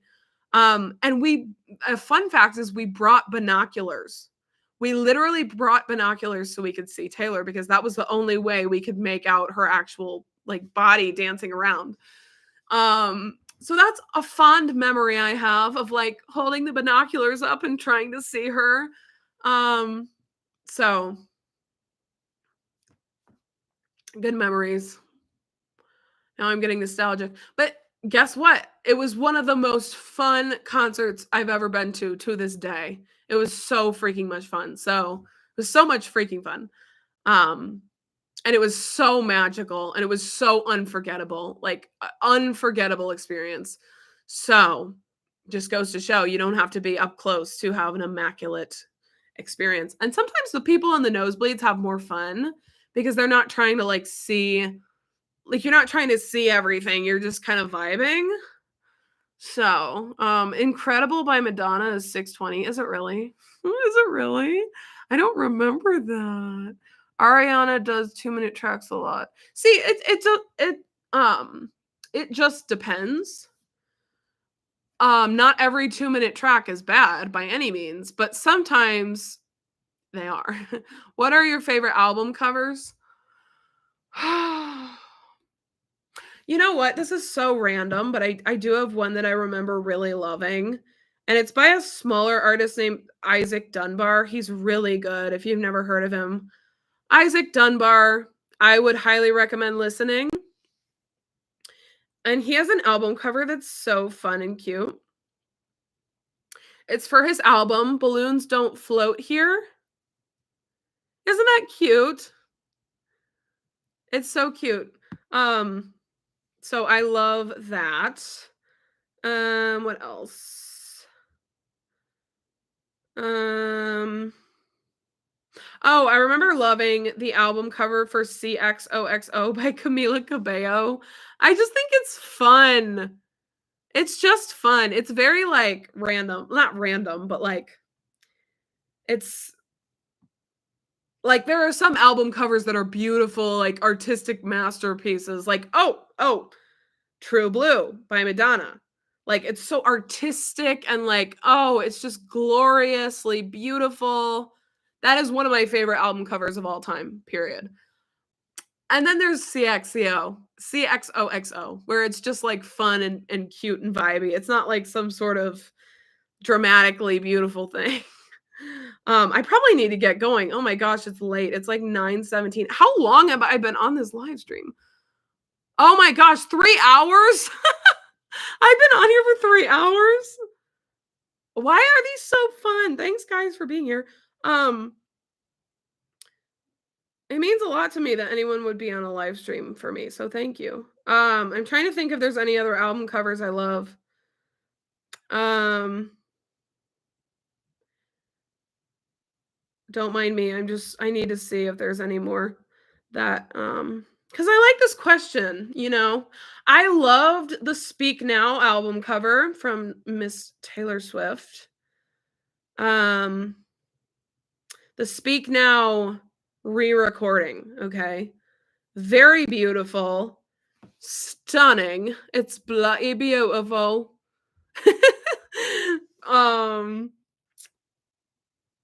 What else? What else? Also, it's a Tuesday night. Thanks for being here, guys. You could be doing other things like, I don't know, your homework. Get to work, kids. I don't know what I'm saying. What other album covers? Come on. Come on. Come on. I like the Emails I Can't Send album cover. It's not like one of my favorite of all time, but I like it. This is fun.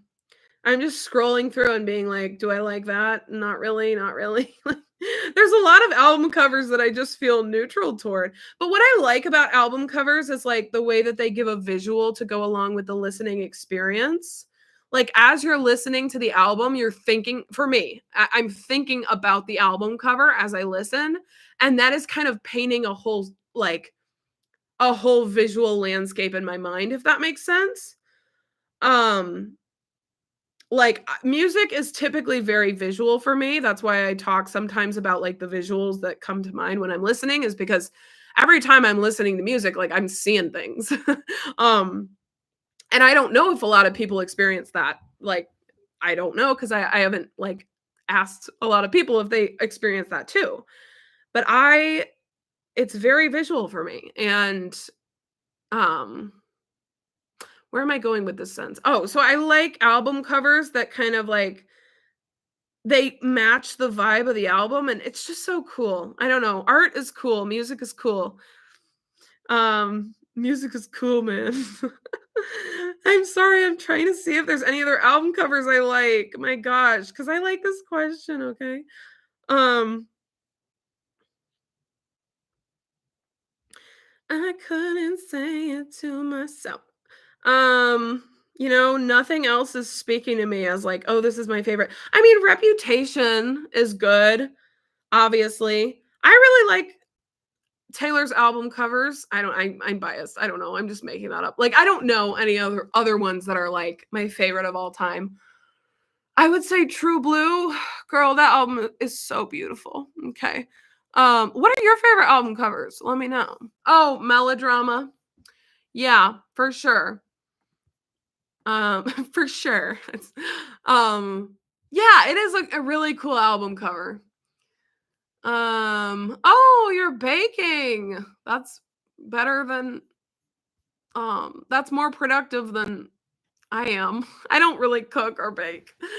Oh, Desire I Want to Turn Into You. Yeah, yeah. Glory by Britney. I didn't love that one, but I mean it is cool. Like it's a cool little thing. um Lady Gaga, The Fame. Yeah, that's true, that's true.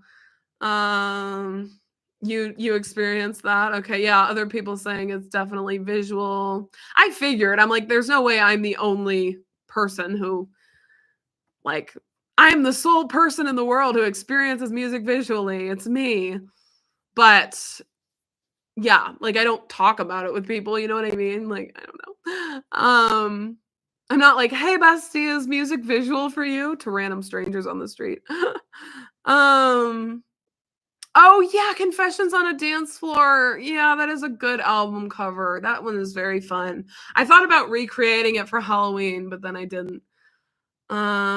Fruit, Future Nostalgia, Diamonds and Dance Floors.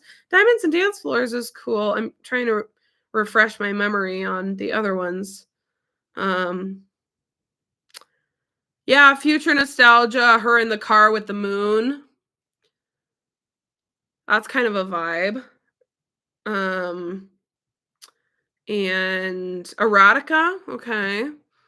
Fruit. Fruit is pretty. Yeah, I do love that. That is my favorite album cover from Miss Marina. It's gorgeous. The colors, darling. um, Teenage Dream by Katy, Titanic Rising.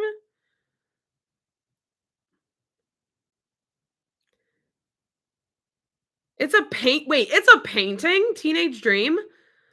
I never knew that. And now I'm shooketh. I'm shooketh. I always thought that was a picture. What do you mean? That is a good album cover now that I really think about it.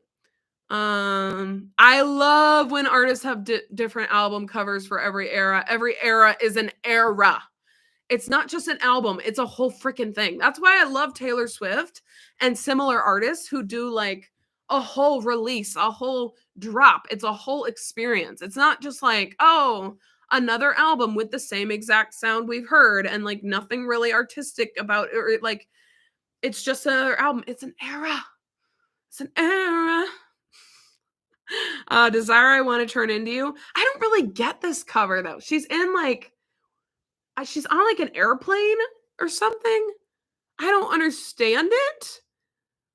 I don't understand Caroline Polachek. I mean, she's really cool, but I feel like she would be fascinating to have a conversation with and just be like, "Girl, what does this mean? Like, what is anything?" Like, some of it I get, but like she's just very unique and very interesting. So she would be fascinating to, talk to and have a conversation with. I mean that in a good way, not like a negative way. Um, like just because you confuse me, it doesn't mean that there's anything wrong with you. It's not hard to confuse me, okay? I'm easily confused. So, no tea or no shade to her, but she's just very interesting. So I would love to get inside her mind. um Same with like Mitski, everything's so artistic. Everything's a metaphor, everything's a simile. So you're like, I need to talk to them and to get inside their brain. Um Okay, I need to go soon because it's like really late and I feel like I haven't done anything today, which is fine. Um, but I just know I'm not gonna sleep well tonight if I don't like move around a little bit, you know what I'm saying? So I'll do like 3 more questions. If you guys have any more questions or something, or comments or concerns. Um, you don't like Gaga's album covers? I would say most album covers I feel neutral toward. I don't dislike them unless they're like really gross or graphic or something that's like creeps me out, but I don't love them. Like I don't I just feel neutral toward 99.9% of album covers. Um um Okay, now I'm curious. In the Zone by Brittany and Caution Our Sister. I can see it. Let me see. Okay, here's In the Zone. In the Zone, Auto Zone. And then Caution. Oh, yeah. Yeah. They're both like a blue. They both have a blue filter on them. Yeah. I see it. And they both have pink in them too. Okay, you're right. You're right. Okay, I'm definitely keeping in mind Kate Bush because a lot of people are saying her and have been saying her for a while, so she's definitely on my mind. Um, The Miseducation of Lauryn Hill. I probably need to listen to that or listen to her at some point. Um, okay, 2 more questions. If anyone has questions, if not, that's okay. But I like to end on questions for some odd reason. Yes, the color schemes, the close-ups. Yep, yep, yeah. Yep, yep, yep. Um, Favorite album cover from Lana?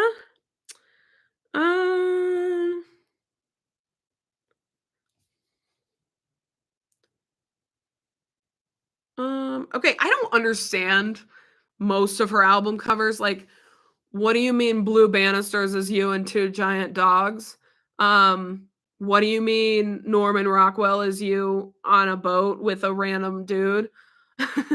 um, like they're interesting though. I guess I can give her that much. Let me see. What is my favorite? Um, Honeymoon is kind of a vibe. Um, Honeymoon is pretty. It's like very like classic, like um Norman Rockwell, I probably is one of the most iconic covers, but is that just because it's an iconic album that everyone talks about as being her best, or is it because it's actually an iconic cover? That's the question. I like Ultraviolence too.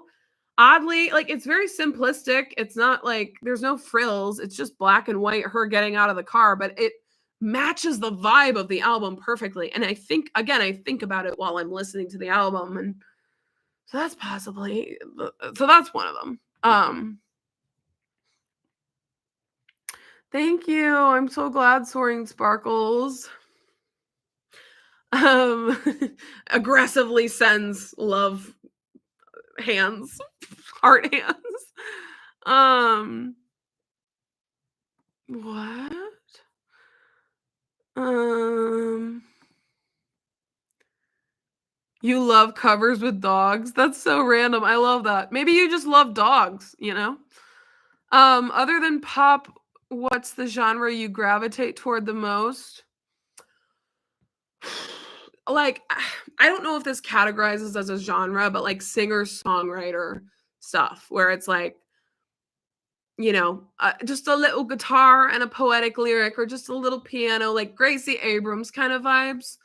I don't know if that's technically a genre, but that's probably the other one that I gravitate the most toward. So yes, some people would call me a basic white girl for liking like singer-songwriter and pop more than like other things. I guess aside from those, I need to expand my taste more, and this is why we're doing the series, okay? Because there's not like the all the other genres that I'm thinking of in my head, I have to be in such a specific mood for. Like I do enjoy them, but I just have to be in a very niche mood, like R&B, rap. Like I like some rap songs, some things. You know, rock, rock and roll, country. Like I'm open to all of those and can enjoy them in the right mood. But there's no other one besides pop and singer-songwriter that I feel like is the most like maybe K-pop, but again, I have to be in a mood. So, I don't know, bad answer for real, but I don't know why I'm hating on myself. It wasn't a bad answer. I'm too hard on myself, y'all. Okay, I'm trying to work on it. Okay, one more question, besties. I am sorry. I feel like that's so cringy when I say that. Um, I'll quickly answer this. I'm going to Las Vegas. I don't know why I keep saying I have nosebleeds, but just to give you an idea, if you're wondering where I'm sitting, I'm not going to be in the front row. I know I said I would be in the front row in my video, but I will be in the back row because I got nosebleed seats. So, but I'm so excited. Okay. So pumped. So grateful to have tickets. Beyond grateful. Okay. You thought I was gonna say death metal. I know you're being sarcastic, but that's funny. That's very funny, okay? Because my friend in high school loved death metal, and she would play it in the car, and I would literally feel my ears bleeding. Okay, it's just not my thing. To each their own, but it is not my thing. You love metal, okay? And I wish I would love to like be a metalhead because you guys just seem like you have more fun. Honestly, people who listen to metal, I just feel like you guys have a lot of fun. But yeah, I can't. Okay, this is a great question to end on before I head out and eat something or drink some water or I don't know. But this has been really fun. Don't get me wrong. I wouldn't be here if it wasn't fun. Okay, have you always been a music lover? Do you have childhood memories of that? Um, yes. I would say yes and no. Like when I was younger, I would listen to like mainly the stuff that I would listen to was like whatever I heard on the radio or like whatever my brothers had on their iPods. I would just like literally download the exact same songs and like I wouldn't even like them, but I would just like listen to them for some weird reason. So, uh but I wasn't like I guess I wasn't really finding what I enjoyed listening to. I was just listening to whatever was fed to me. Um, so I liked music. I mean, a lot of people like music, right? It's a pretty popular thing. Um, but I wasn't like ultra passionate about it, I guess. But I did play like the saxophone in high school. I really enjoyed playing it. So like I had a musical bone. Um, but not like to the degree that I do now, I guess. And then I would say the first album I ever really loved was Breakaway by Kelly Clarkson. If you know, you know. Okay. I had like uh my CD player, my Walkman, and I would listen to that. I would listen to like other albums I somehow found out about, like Unorthodox Jukebox by Bruno Mars, Taylor Swift, obviously like her early stuff. What other albums did I listen to? Oh, Hillary Duff. Like that album with the blue cover, which is like her with the blonde hair and the blue cover. I love that album. There was a Lindsay Lohan song called Ultimate that I loved. I listened to it all the time. One Direction. Okay, I honestly think One Direction was the catalyst for my music taste, which some people are going to be like, "Girl, but I don't care. I love them. I still love them. They're so good. I don't even care." They were like one of the first bands that I became an absolute stan of, along with Taylor Swift. You know, those were the two artists that I became obsessed with when I was younger. I would literally get together with my friends and we would talk about One Direction for hours. We were totally like the fangirls who were like, "Oh my gosh, they're so cute. They're so talented." Like, obsessed. We made a board game of about trivia for One Direction. Like, I was a One Direction stan. My bedroom had posters from ceiling to floor of all the boys.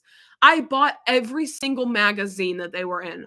Like, I'm not a stalker fan, but I was like a stan. You know what I mean? Um, I was following them to the ends of the earth. And I think that's what started my music taste. And then I discovered 21 Pilots, who have also been someone I've really loved over the years and kind of shaped me getting into more alternative music. Now that I think about it, I thought of an answer to the other question where someone said, "What genre other than pop?" It's alternative.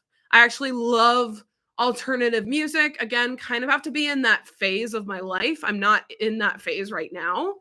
But when I am, I love alternative, like 21 Pilots, Half Alive. They're a really small band, but like Half Alive is kind of a similar vibe to what I'm into.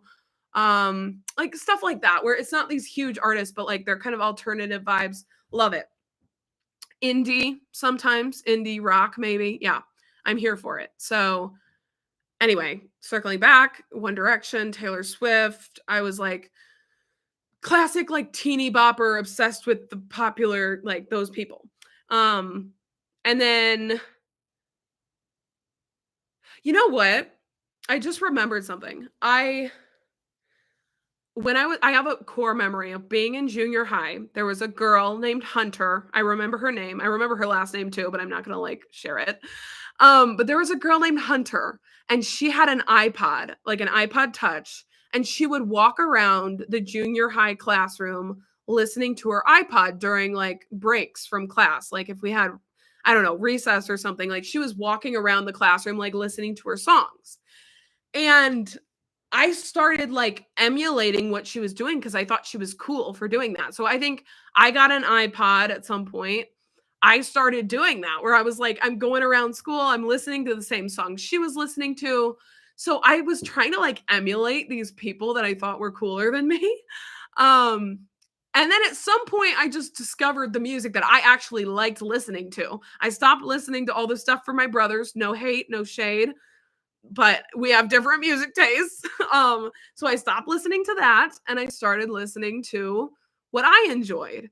And then I somehow got this channel. It's all a blur. Like I somehow decided to start reacting to music. It's hard to remember like how, but and then here we are. It's all a blur. Like I have a really bad memory. I'm like, how did I even get here? Like I've had my channel for almost 4 years. That's insane. I started my channel in 2021 in April. So we're coming up on 4 years. And thank you so much if you've been here for, I mean, any moment of it, but especially too, if you've been here for a really long time, you're a real one because I did not know what I was doing when I first had my channel, but I still don't really know what I'm doing, but I'm getting there. So anyway, I know I'm long-winded, so thank you guys so much for listening, honestly, because half the time I'm like, am I even making sense? So, um, so yes, I discovered my own music taste, and then now that I have a channel, I'm trying to like diversify that even more. I just think it's more interesting. Like, I don't want to have a channel where all I listen to is like pop artists. Like, and if people have a channel who all they listen to is pop, no hate, like you do you. But I'm trying to like be a bit more diverse. Just to like make it more interesting, and you just never know what you're going to enjoy. Like I've been so surprised sometimes by the music I will like that I never thought would be my thing. So yeah, it's really been a fun adventure and like I never want to limit myself too to like, oh, it's fine if you're not an OG. Like I don't value you lower or something. Like I appreciate and love every single freaking person who will listen to me literally say anything. Like and will just support me in my journey. And like I really appreciate you. So don't worry about it. Um, but yeah, I'm still figuring out what I like and what I don't like. And um yeah, I think I never want to limit myself to only liking certain to only listening to certain genres, like, and saying never, like, I'm never gonna listen to a rap album. I'm never gonna listen to a super R&B album because that's not like, that's so limiting, and oftentimes when I get out of my comfort zone, I, like, discover new things that I love, and my music taste has wildly changed from having this channel. I like to think that it's gotten better, like a lot more refined and like a lot more particular, to be honest, like through listening to artists that I feel like are really quality, like Aurora and Madonna, and like artists that have kind of like really questioned, made me like, I don't know, like just really been super interesting to uncover. I feel like that has shaped my music taste. So, um, I don't know where I'm going with this, but yeah, thanks guys for being here so much. Thank you so much for being on this 3-hour live stream. If you've been here from moment one, I literally love you. I've enjoyed so much just chatting with you guys, and yeah, I appreciate all the questions, all the love, all the concerns, all the whatever. I appreciate your honesty, and we can agree to disagree on certain things, and that is totally fine. So, yeah, thank you guys so much again for joining. I'm going to get some rest for these vocal cords. But thank you also for sticking with me through gross things. Okay. Love you. I know it wasn't pleasant when I had to leave to blow my nose. So, God bless you, honestly. I know I'm still here. I know. But okay, I'm leaving now. Thank you so much for joining. And I will see you guys soon. Bye.